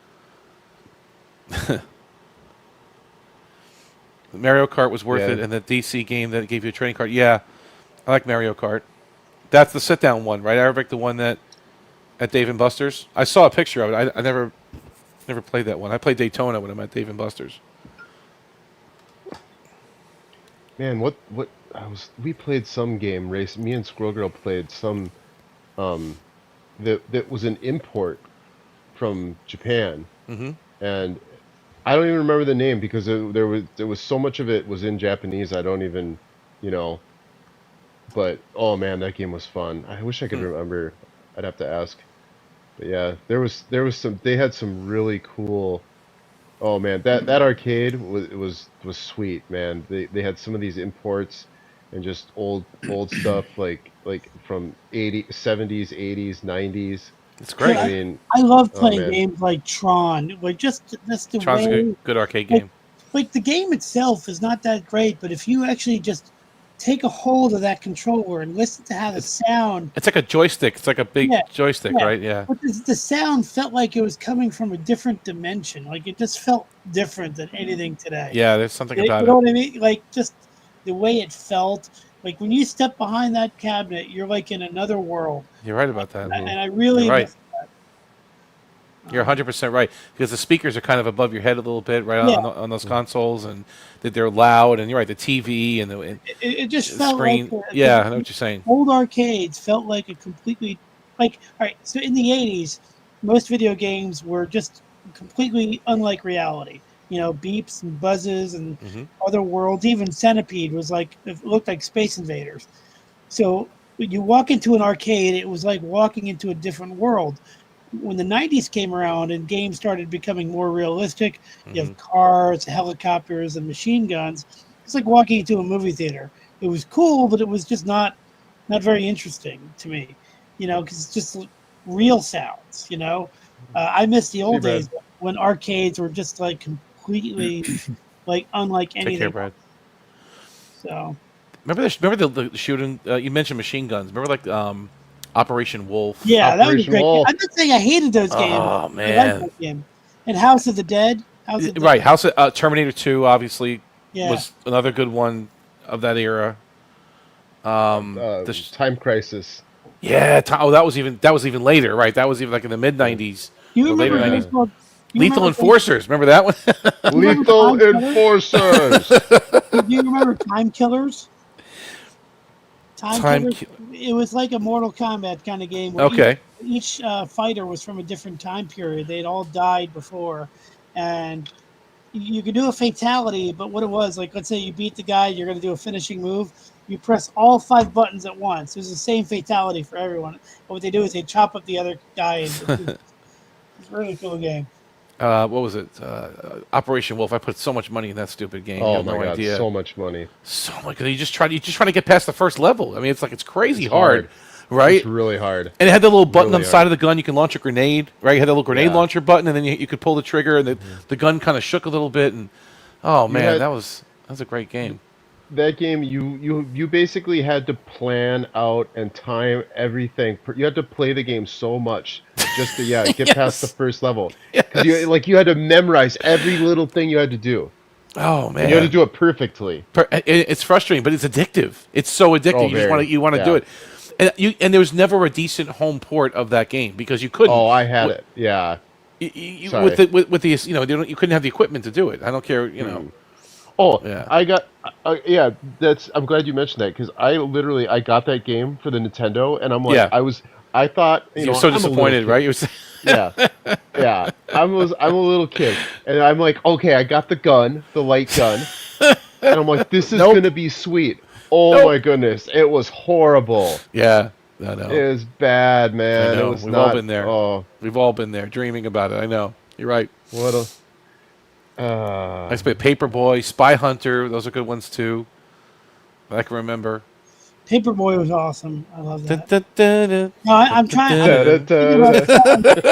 I'm going to sell my Star Wars cabinet, the Vector Graphics cabinet with the steering wheel. I'm going to sell it just because I don't really use it. So but I love it. Star Wars, that was a good one. The Vector Graphics one, the original one. I'm going to sell it. I put it on Marketplace today, but. Who was saying they're off to meet Shatner? Sorry to interrupt. Someone said that in the chat there. Who wrote that? Arabic says, the sit down one. I'm about to go to Fan Expo to meet Mr. Shatner. Can't wait. Oh, that's great, Arabic. That's really good. Yeah, dude. That's cool, man. I saw Shatner. He was freaking... I didn't actually talk to him, but like he spoke at in front of basically just the absolutely packed crowd. Yeah, and he's so fun to listen to. He's great. He can talk for like an hour without stopping. He's hilarious. Yeah, never sat down.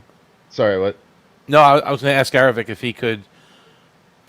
Well, it sounds like it's going to be before the time we're going to meet him in September. But could you please ask him for all of our stakes if Star Trek V was a dream or not? Would you please do that for us? Do it. And somehow try to record that moment for us. That would be really amazing.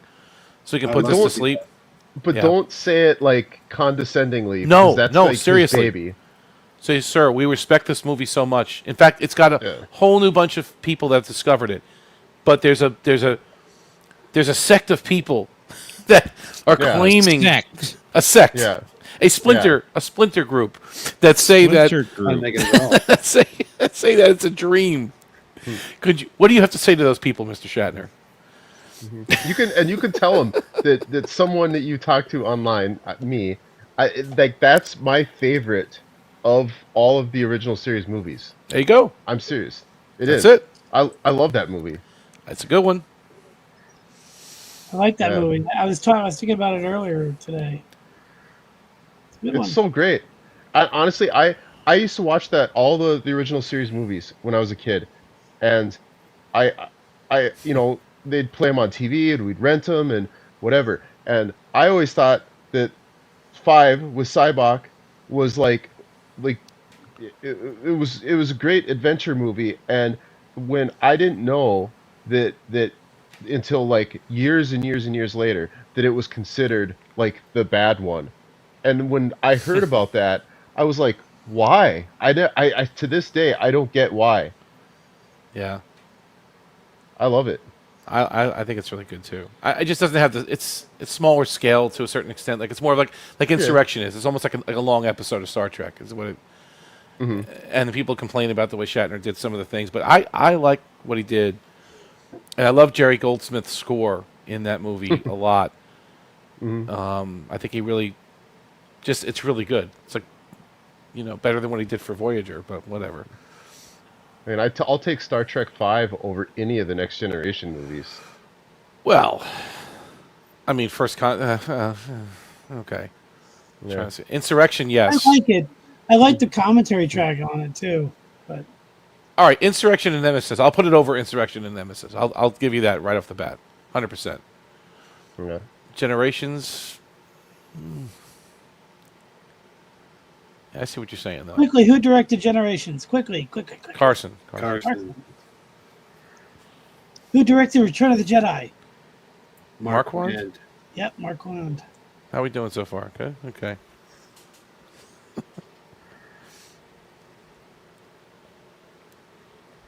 But yeah, I want to know the answer to that question, too, though. See what he says. Well, we're going to get there. Robert says, Me TV shows the remastered TOS episodes. Yes, they do. Yes, they do. Oh, cool. I watched Sitting on the Edge of Forever and piece of the action today while I was Those are cleaning. solid episodes. Good choices. While I was cleaning. Yep. How's Carl doing? Is he doing well? Who? Carl? Carl, was he waiting for a question? There's A question. I don't call him Carl because that's like a strange new Who world. is Carl? Isn't Carl? There's no Carl in those episodes.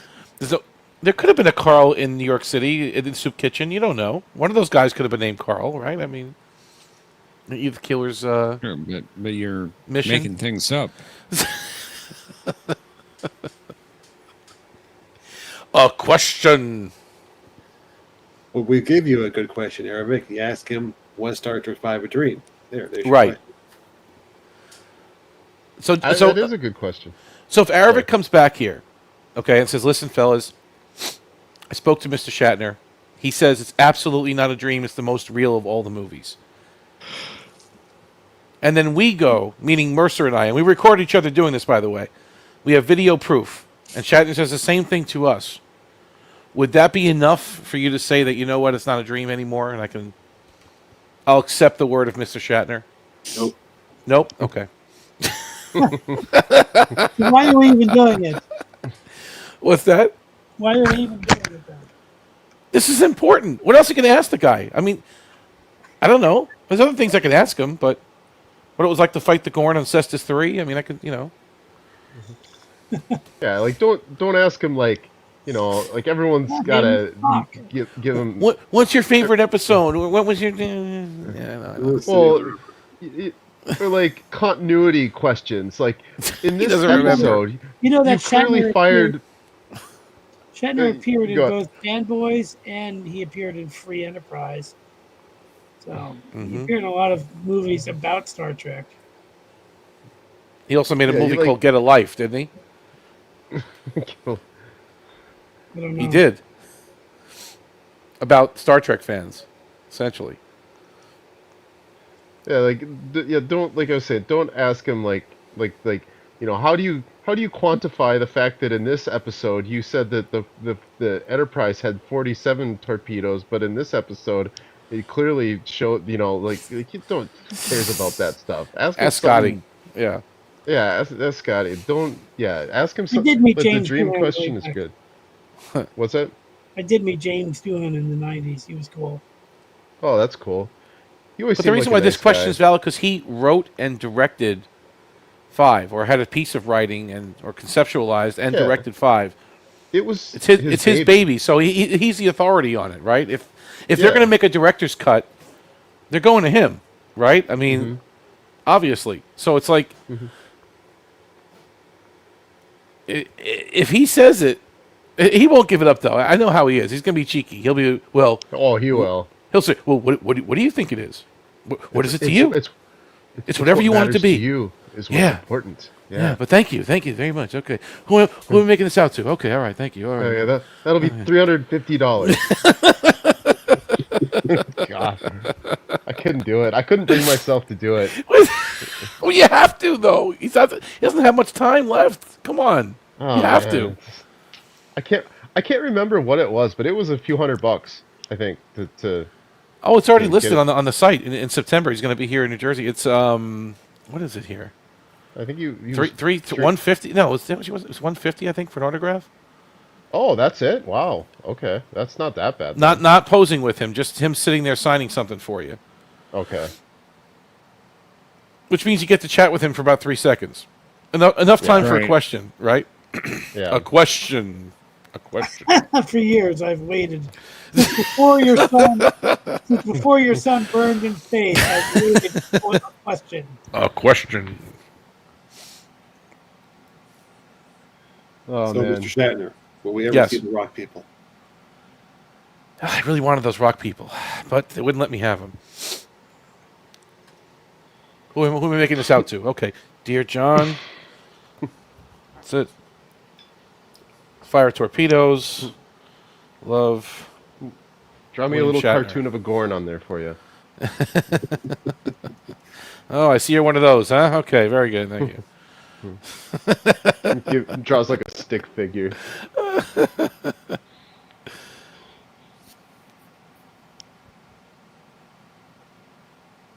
See, what is it? Okay. So when am I going to Vampire? see Section 31 movie? We can play it You whenever don't you like. want to see.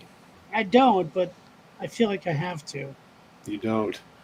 So Don't do Shatner's it. going to be in Las Vegas August 10th, New Jersey on September 7th, and Chicago on November 23rd.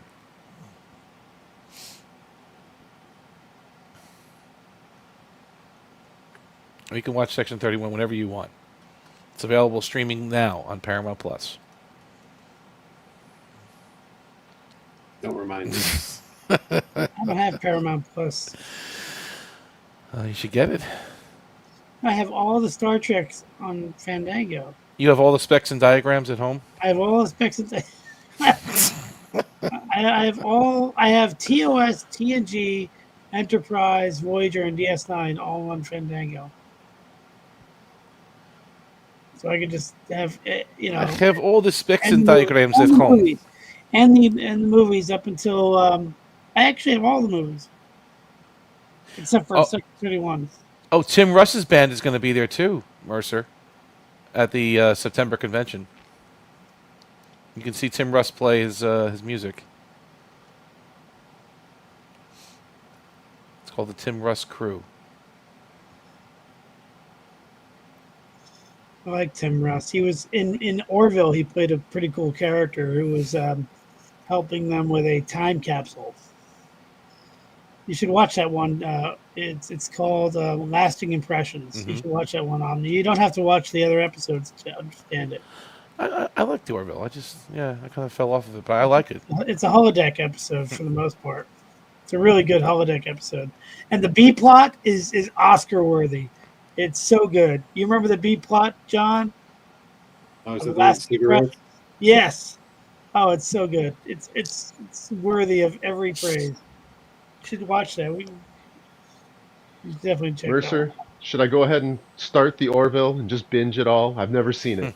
Yeah, you should watch it. Yeah, just enjoy it. It's kind of like it's just kind of like Star Trek with a little bit of Family Guy and a little bit of yeah, it's fun.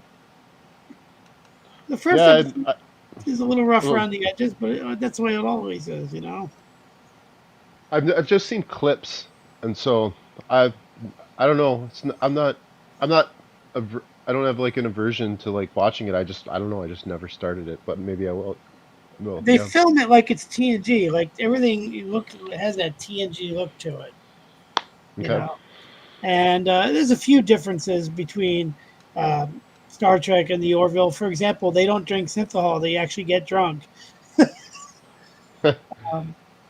You know, that's the thing. They have one holodeck. They don't have like many holodecks. They just have one.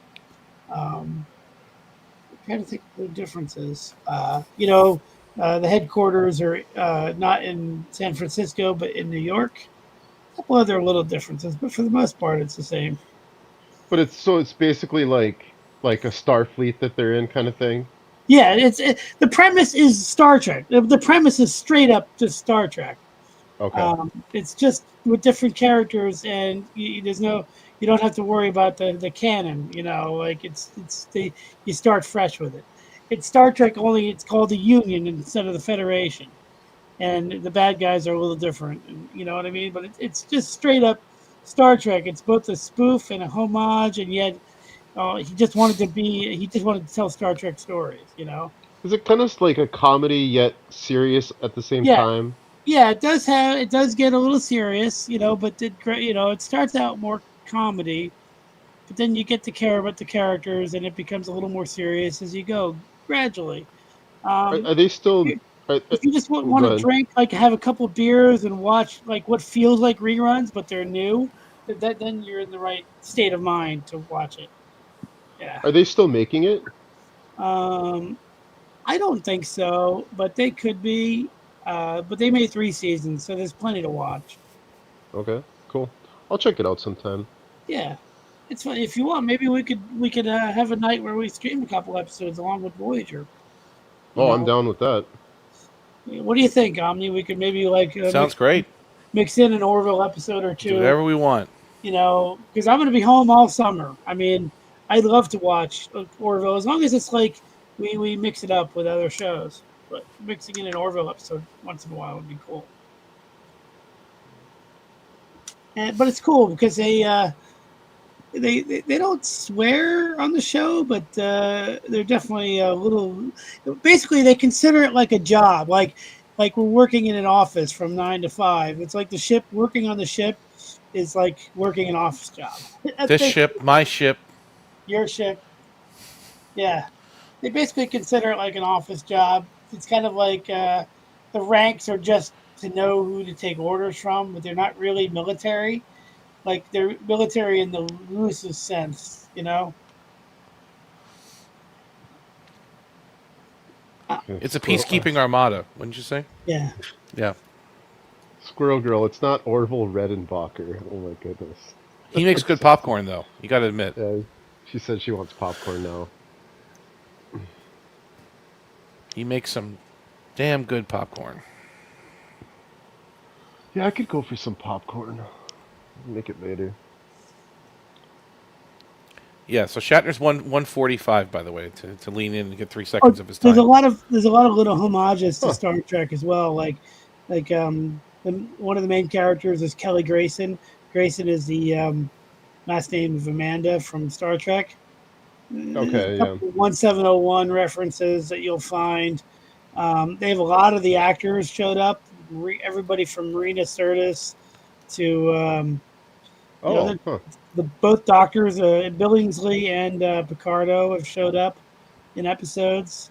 You know, a lot of people. Here's the main thing: a lot of people that work on it behind the scenes, directors and people that worked on the sets, all did TNG. He wanted to hire those people. Braga is a showrunner, and he did TNG. Yeah. Oh yeah, I know. Yep, Brandon Braga. Mm-hmm. Braga's a showrunner on the show. He's one of the main guys that run the show. Okay, that's cool. Yeah.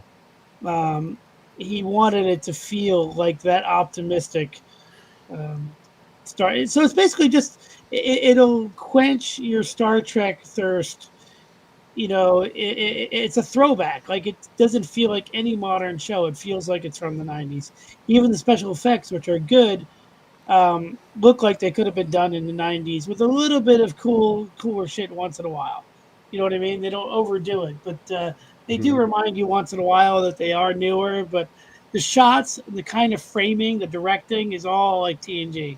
You know, very, the directing is very conservative. You know, like he'll just do like 1 or 2 camera shots. Let me show you a video I put up on my. No excessive shaky cam. Yeah, let me show you real quick. I put a little short clip, a very short clip on my channel that I edited. I just see if I can find it. Where? Let's see here. How do I get to my? There it is.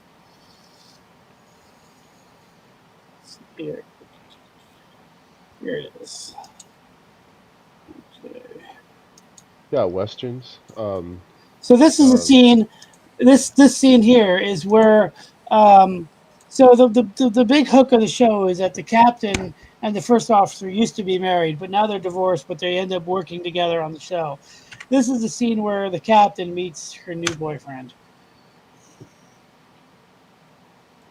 And it's shot just like a TNG scene, which I love. But that's the hook of the show, is that he has to work with his ex-wife. Okay. Yeah, I'll have to. Who's the blue guy that Rob Lowe played? What was his name? Derulio is his name, and he's That's the right. guy. She cheated with him. That's why they got divorced. And there's another blue guy that I think he's blue. I don't remember at the moment. Where he just walks in the elevator. You always see him on the elevator. He's like, "You want me to put a playlist on the elevator music?" Oh, it's Dan, right? Yeah, I think it's. Oh no, he's got like a big head. Yeah. It's been a while since I've actually watched Orville, but yeah. But if you look, the directing is very. Actually, Seth directed the scene I sent, but the directing is very. It's not flashy. It's not like shows today will be darker. The lighting will be darker. The directing will be artsier. they deliberately made it so that way it feels like TNG in terms of how it's directed and shot. The lenses, everything.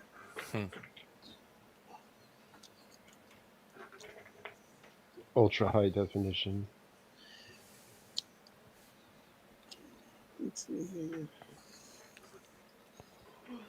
I enjoy it. It's I really liked it when it came out because it filled that void for me. Whereas in the '90s, when they came up with all these Star Trek kind of shows, I hated them all.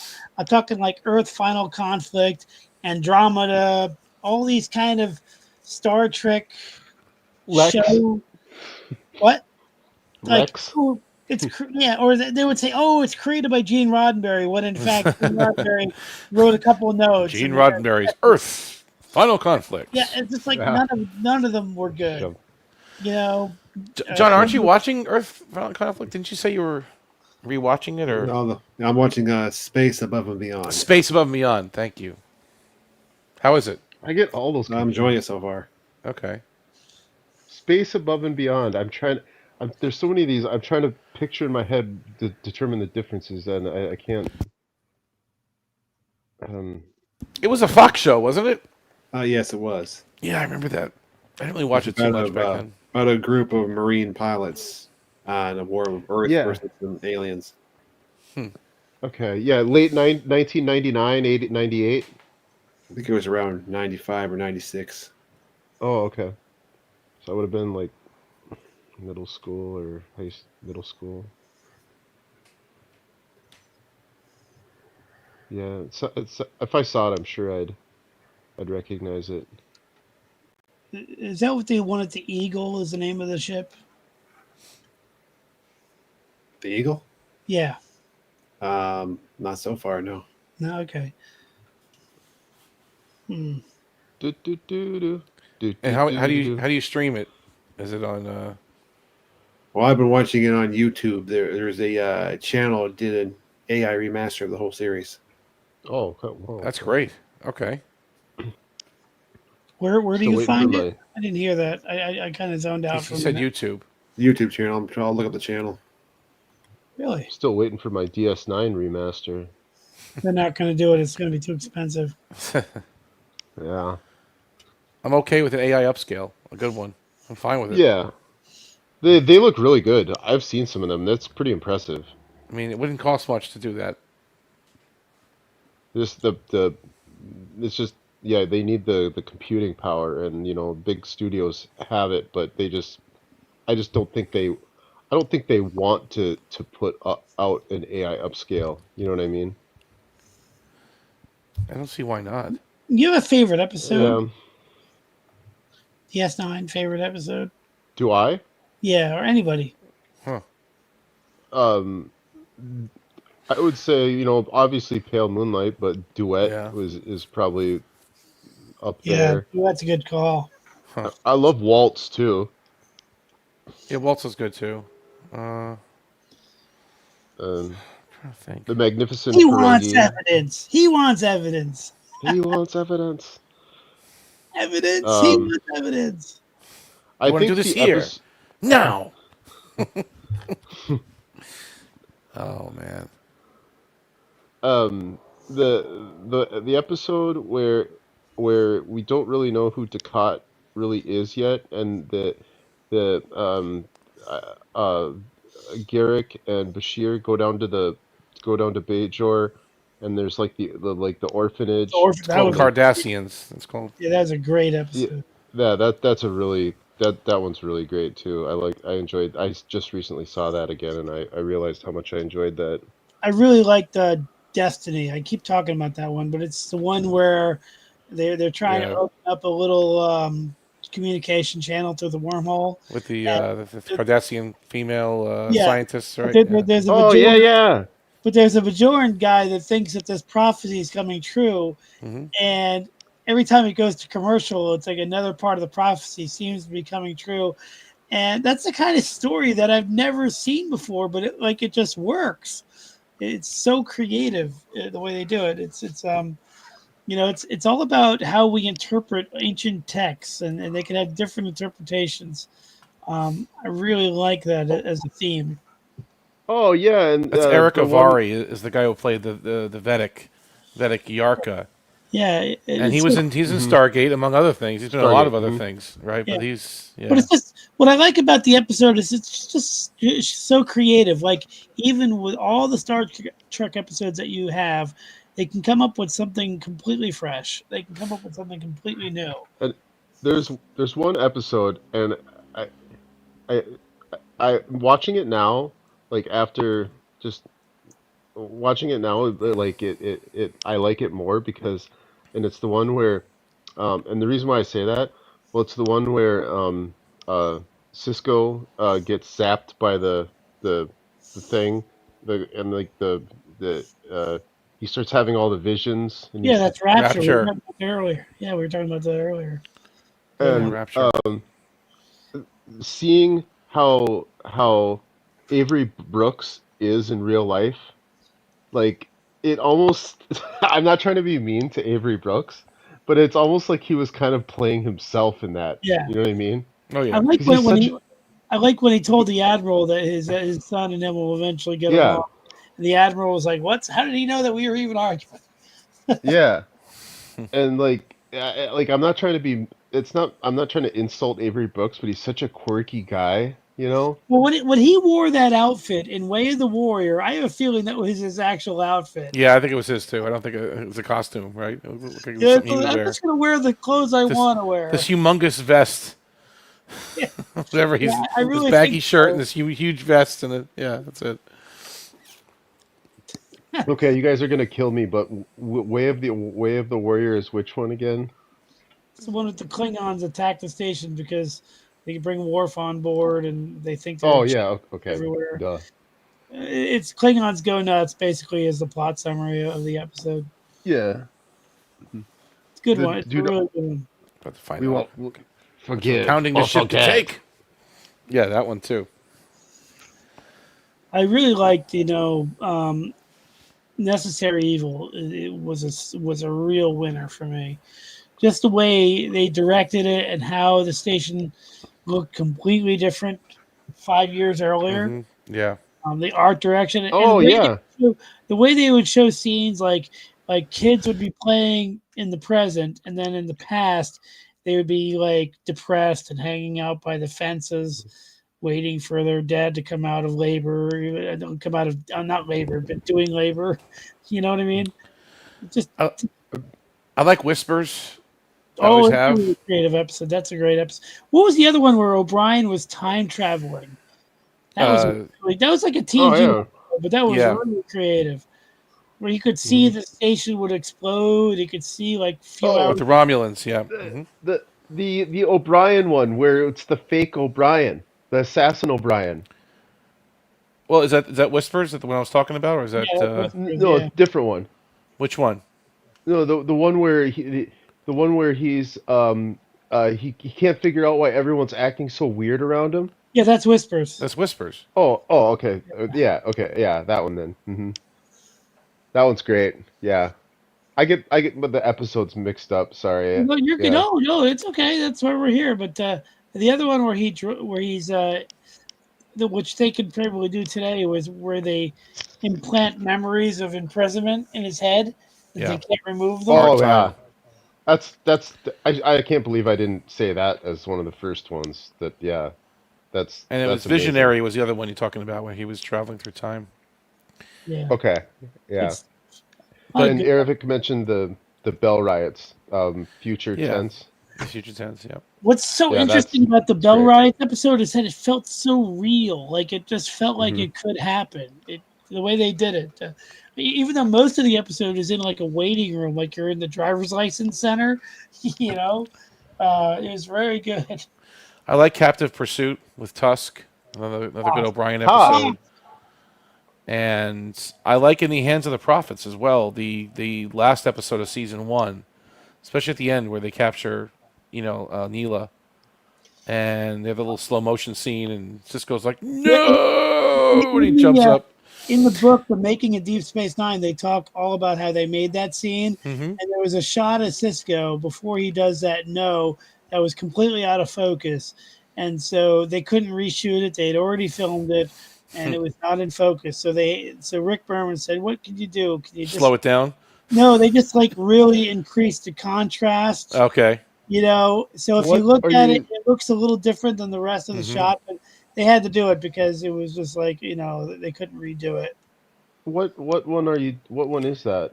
Well, at the end of season 1, where there's the engineer of O'Brien, this Bajoran engineer, she tries to assassinate Vedic Bareil at the very end. Oh, It's like a yeah. slow motion scene, and you have the phaser coming up, and Cisco sees the whole thing. He goes, "No!" and jumps across the whole promenade to tackle her. And I love. By the way, let's talk about the promenade. Highway.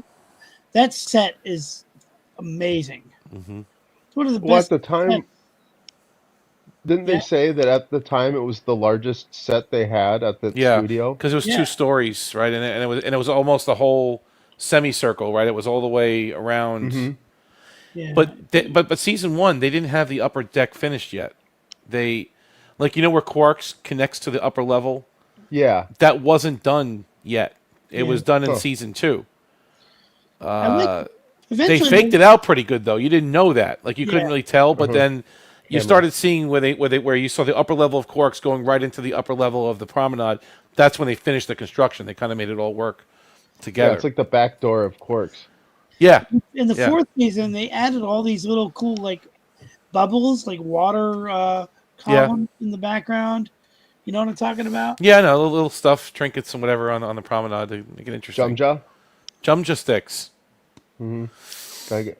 Remember where you put your Jumja stick. I also really like the Little Green Men because almost nobody. It's a great episode though.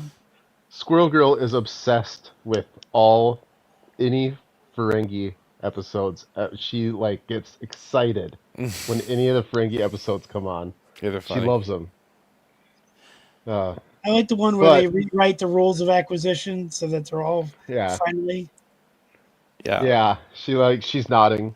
The Jeopnerdy was a solid episode as well. The season 2 closer, just solid. I mean, you see the Odyssey be destroyed. Oh yeah, a Galaxy class starship be manhandled by the Jeopnerdy. Dude, I that's pretty cool. Crap my pants. Yeah, I was like, what? And they did that purposely. Ship? Yeah, because that's supposed to be the strongest ship in the Federation, and they handled it in 2 seconds. Done. See you later. The scene of DS9 that still sticks in my mind, because you can't really beat the cliffhanger of Best of Both Worlds, Mr. Warfire, but they come really close when you see this shot of the Rotaran and the Defiant flying together, and they go all the way as far away from the camera as it can, and then they change and they come back around. Yeah, they join the fleet.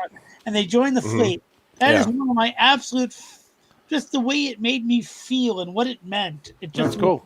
It was just an amazing shot to me. Oh, and just the music. Yeah.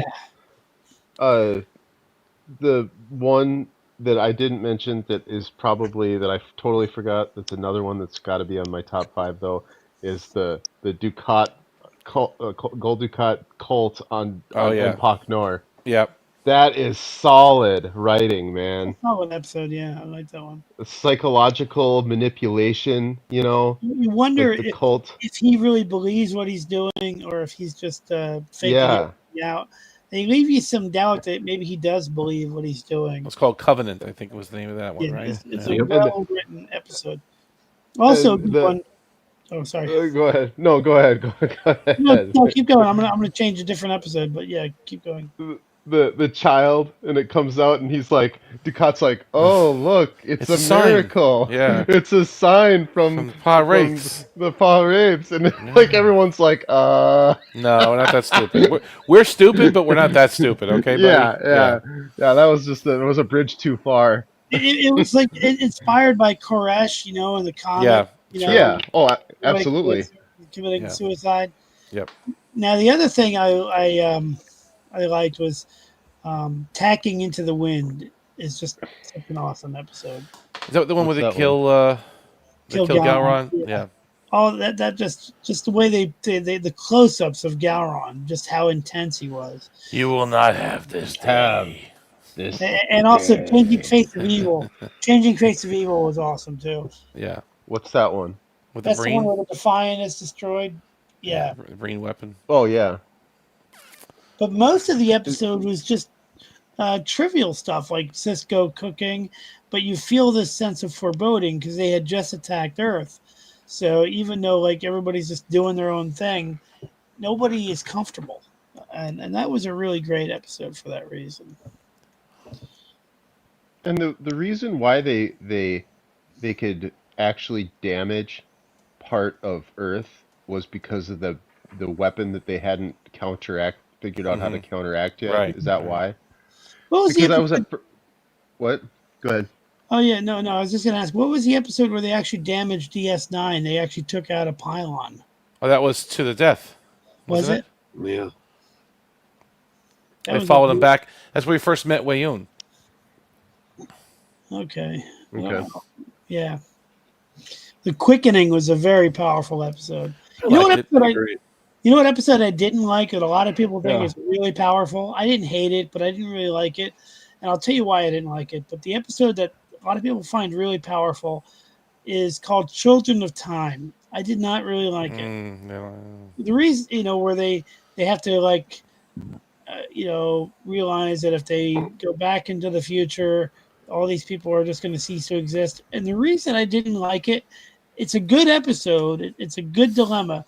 But the reason I didn't like it is because right when the episode starts and they get hailed by this planet and they say, "Oh, we're your descendants," and this is what's going to happen. The reason I didn't like it is because all the characters lose their agency. Like they're just listening to all the things they can't do. It's like they're basically helpless. They didn't do it on purpose, and they're just okay. I don't know. I just didn't like that. I just didn't like how the characters are just forced into this situation. Yeah. It was odd. It was an odd episode. I agree with that. I didn't like it that much either. I'm not saying I hated it. I just didn't. It's not the kind of story that I like. They tried the same Speaking thing in Enterprise Squared, didn't they? In Enterprise, Yeah. it's almost exact same thing. Where if they don't do this, they won't get knocked back in time, and then if they don't get knocked back in time, then it's almost exactly the same idea. Then these people won't exist. Yeah, I didn't. Speaking of worst episodes, though, I have a huge bone to pick. It's not a long story, but it's just one little detail that really bothers me was the Risa and Worf didn't get court-martialed for committing an act of eco-terrorism on Yeah. a Federation member state, and they just forget about it. He should have been court-martialed. He committed sabotage at the very least, right? Yeah. At It's the like most, it could be like you eco-terrorism said, treason. sabotage. But I mean, it was sabotage. Yeah. It was. Well, it's a bit of a weak excuse, but I think they mentioned in the episode that the Rysians won't press charges. Yeah, he said they wish they would, but they would. They don't have the. But it's like the gumption to press charges or something. Yeah. Well, I mean, I know Ervik's saying, "Oh, rain is eco-terrorism." I know what you're saying, but like, essentially, it was because he altered the weather patterns for the entire planet. Like, he damaged the weather control system. At least he helped for the entire He planet. hacked into it too and gave them Federation Yeah. codes, right? So it was more than Yeah. My favorite line from that episode was when it was raining. Quark is like, we're from Ferengi and we got like 80 words for rain, and there's no word to describe this rain. It's glimmering outside. I don't Yeah, remember maybe the line specifically, but yeah, it's good. Maybe I used the wrong words, but yeah, like sorry to go back to it, but like as far as I'm concerned, what he did with the hacking and the altering that was a Federation member state, and he basically like Are they? Yeah. Yeah, Rice is one of the earliest because Yep. I mean Rice is even in Enterprise, and yeah, so like he basically I don't know if it's treason, but it was close. I mean he should have been at the very least it maybe not court-martialed, but at the very least reduced in rank and removed from any command position. You know what I mean? Like you can't just go to. I mean, try to find an analogy of doing what he did, like in modern day times. Imagine like a soldier, like a lieutenant commander, Derpida, whatever, going to like some American-owned island, like St. Thomas Island or something, right? And like hacking into the government's computer systems and basically these terrorist people or not or whatever helps them to change the thing to the computer system that alters like the whole what I mean? Like, dude, you'd be stripped of rank, and like I don't know that we watched that. Me and Squirrel Girl watched that episode earlier, and it just bothered me. I'm like, they just forget about it. Oh, they're not going to press charges. It's like, well, it doesn't matter if they're going to press charges. You still violated how Right. many probably. Yeah. I don't know. I just try to pretend that one doesn't exist. The essentialists. Anyways, yeah, I'll get off my soapbox on that one. Sorry. Oh, there's a lot of good DS9 to talk about, and if we compare it to some of the more modern series, you really can't even pick one or two episodes that mean anything. Compared to how great that this show was, DS9, and Voyager, Next Generation, etc. Yeah. You can't. Yeah. There's nothing to talk about. There's nothing. It looks like Mercer's still having some technical issues, so yeah. Sorry to hear that. Hope you have a good night, though, if you're headed out. Yeah. Oh yeah. See you, Mercer. Good talking to you.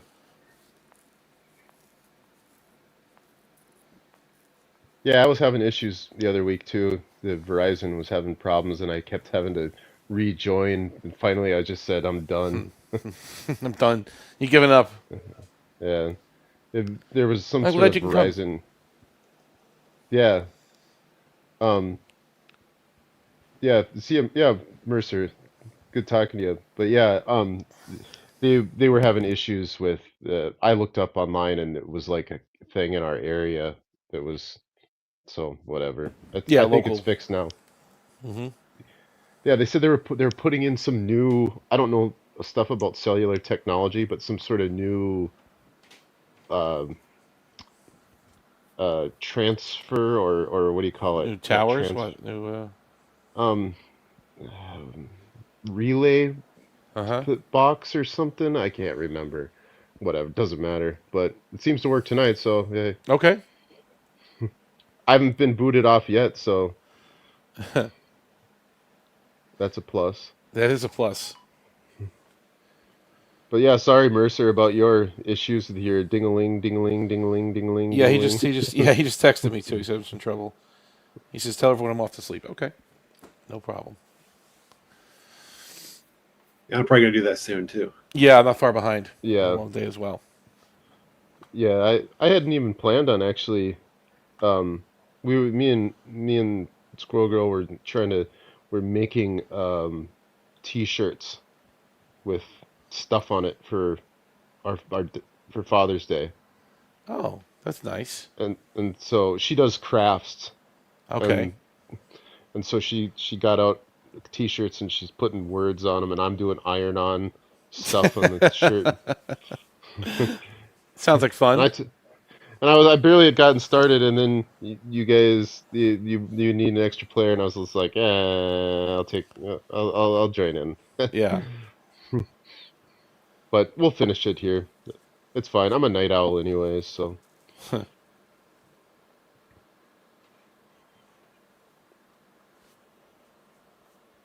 Rewatch of Voyages. The mini wormhole and time again. I don't know if Professor, if we're good for Tuesday for Babylon, because we're really itching to keep going with that. It sounds like we're good though, right? He's still there. The mini wormhole. Oh, is that the one with the Ferengi? On. Where it was from the Next Generation, the Ferengi that from the Next Generation that went in the wormhole. I think he might be talking about Eye of the Needle. That's where they meet the Romulan. Right. Oh, that was I kind of like that one. The one where he's already dead. Yep. Because of the time dilation. That was time and again. Which one's time and again? Well, that's one where they all wear the striped shirts. Right. We just watched that one in season 1. Oh yeah. Yeah. Oh yeah. Okay. John, what's Yeah, this link you Romulan. sent me here? I'm trying to figure this out. What is this? Oh, the YouTube channel I put in. Yeah, I'm looking at Langoliers. I love that movie. What is this? Yeah, that's where I'm watching Space Above and Beyond. It's got lots of stuff. I didn't realize the AI remastered the Langoliers because that's a great Stephen King miniseries, I guess. And that's on here too. Okay, I'll have to check out the other one, space one. It looks really clear. Wow, it looks really good. Oh yeah, the quality is excellent. Yeah.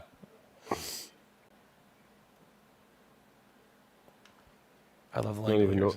It's good. I don't even know what is that, a movie or a show? So it's based on the book. It was like a 6-part miniseries, which is what they used to do back in the 90s for Stephen King movies. They didn't make it to full movies. They did like The Stand. Exactly, 100% just like that. This is more budget, I think, than that, and it's cheesier. But I love the cheese. You understand? I love, I love. So I really enjoy. Yeah. And Dean Stockwell is in it. A lot of other actors are in it that you'd recognize. It's actually Bronson Pinchot, Balky, he's in it. Oh yeah, okay. Yeah, I'm about that. The 90s my formative years. So if you like the cheesiness, the Langoliers, I highly recommend it. It's actually not half bad, and it's creepy, in its own way. Yeah. Sounds familiar. But I've never seen an AI HD remaster. This is pretty cool. Thanks, John. This is a good link. No problem. Imagine we had DS9 and Voyager AI remaster like this. Oh, that'd be great. That would be really nice, wouldn't it? Yep. Yeah, the it would. clips that I've seen look really good. They can do it.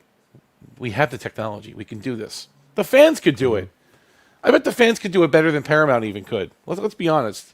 No doubt of that. Right? Or Ira Stephen, Bear. Stephen Ira Bear with the, what do you call it? With the documentary he did, What We Leave Behind. Mm-hmm. He remastered certain sections of DS9. Look beautiful. Forget about the space battle and the CG stuff. Mm-hmm. Just the film, just the actual scenes. They took a few scenes and did it. It looked beautiful. They could do it. Yeah. Yeah, I saw that they did the bar scene. I think that where with Damar. Yeah. Or no, Garrick. At the bar. Yes. Kanar. Drinking Kanar. At the bar. Beer. With Quark. Kanar. Yes. At the bar, yeah. It rhymes. Yeah. Yeah, it looks I have great. More information on the Knight Rider remaster too, Professor. They're actually rescanning the 35mm prints. Wow. So it's actually for the first time ever they're going back to the original prints and rescanning them in 4K. So it's supposed to be really, really, really good. That's what we're hearing anyway. They're not just upscaling the, DVD. Right. They're taking it fresh. And there was stuff missing. There was sound. I've always said there's sound effects missing. The music cues were a little bit off. So if they clean up all that at the same time, that would be amazing. Well, I mean, there's so many shows that they're mastered on film that they could go back and do this with. When they do that, do they keep it in the 4:3 ratio? I think they have to because there's garbage out of the frame, right? You can't. Yeah, that because what I was thinking was like that's what they said. With people were complaining, they're like, well, why didn't they do if they have if it's the there, 35mm, which is wide, right? Why can't they? Next generation. Yeah, but it's like it would just look stupid. They tried it. Did they do? They did a test on those behind the scenes on the Blu-rays, and you saw like camera stands and light stands and all kinds of stuff that wasn't supposed to be there. Yeah, and then you frame where you know how they frame the people that have conversations and they're standing Right. so close to each other, and You it throw the whole wouldn't thing look off. right. Yeah, you'd have two people standing 3 inches from each other, then you'd have all this empty space on the side just look ridiculous. See, and B5 did yeah. that too on the DVD releases. I forgot about this, but they were actually released in widescreen on DVD. Huh. But they look funny. They look like they're too zoomed in. They're too cropped. Like it's almost like they forced it into widescreen, even though they shot it on film. The way that they did it on the Blu-ray is so much better because the 4:3 is the way it's really supposed to be viewed, not stretched and zoomed and forced into a wider image, which I guess was all the rage back then when DVDs were coming out and HD TVs were starting to be more prevalent. Mm-hmm. Yeah, that was a weird 16:9 transitional period. It was. Mm-hmm. Yeah, we went from tubes to projection, from projection to plasma to LCD finally, and then LED now, and $20,000 plasma television sets. I remember that Pioneer. I was dreaming about that one. It was like 12.9 or something. I remember I was close to. I didn't have the money, but I really wanted to get a credit card and just buy that thing. Oh man, people. There's a huge collector's market for old school like mid 2000s plasmas. Yeah, they weighed a ton. They weighed about 100 pounds or more. Yeah. They kicked off so much heat that you could heat a room with those things. Okay, no space heater required. You don't need it. You don't need those fake fireplaces that have the heat coming out of it. You don't need it. Yeah. The TV will kick off enough for you. Yeah. They looked okay. They looked good. I mean, I'm not knocking plasma. They had an interesting look to it, Mm-hmm. It was the color richness of it, but there was a graininess to it too. There was like a grittiness. Mm-hmm. I don't know how to describe it. It had like a lot of just gritty, grainy stuff going on in those pictures. Mm-hmm. Yeah, I had one. It wasn't bad. I had a Samsung actually. I had a Samsung Plasma. It was okay. And I started getting those lines coming through the screen. I go, okay, well, this is it now. This is the beginning of the end. The hallways of the Enterprise D looked like carpet too. Those guys cleaned up that Borg stain. Wait, what? I'm lost. Yeah, those Borg are very inconsiderate. They die in a bridge. They would stand on the carpet. We do. Oh yeah. It's our way. It's our way. You just take a few pieces off of me, and I'll just disintegrate into the carpet. Don't worry about anything. Those guys clean up the Borg stain. When they disintegrate in Deep Space Nine, they disintegrate the guy, and they move the couch over where his. Oh yeah, on the carpet burn. That's right. Mm-hmm. That's funny. They're like, and Odo's like, that's where he used to be here, what, or that's what's left of him. Yeah. Well, I think Squirrel Girl and I are probably gonna continue our shirt making here. Enjoy. Thanks for joining. Yeah, thanks Appreciate a lot. I gotta get this done before I, because we got plans tomorrow. So yeah, thanks guys. Thanks for joining us. Yep. Yeah, we were wondering. It. Well, before we sign off, we were wondering, Professor, if you'd heard about anything Babylon 5 for this week. Yeah, the last that I heard, Matthew does plan to do Babylon 5 this coming week. He has his laptop all set up to do it. Apparently his desktop computer is still not working correctly. Okay. But he worked hard to get his laptop ready to do it. Good. So I'm looking forward to that. It's been a while. Yeah. Cool. It has been a while. Too long. Mm-hmm. Yeah, so we're looking forward to that on Tuesday. I'm sorry, go ahead, Planet X. Oh, I was just gonna say I'll see you guys. I appreciate it. I'm gonna peace out here. All right. Thanks for Take joining care. us. Yep. Babylon 5 on Tuesday. Yep. Thank you. So we should have Babylon 5 on Tuesday, hopefully. Yep. At, 10 p.m. Eastern. Awesome. And we should be back next week at our usual time for the next episode of Jeopnerdy. So hope to see you there. Take Thanks care, again, everyone. everyone. Have a good night, and justice for Tuvix. Justice was served.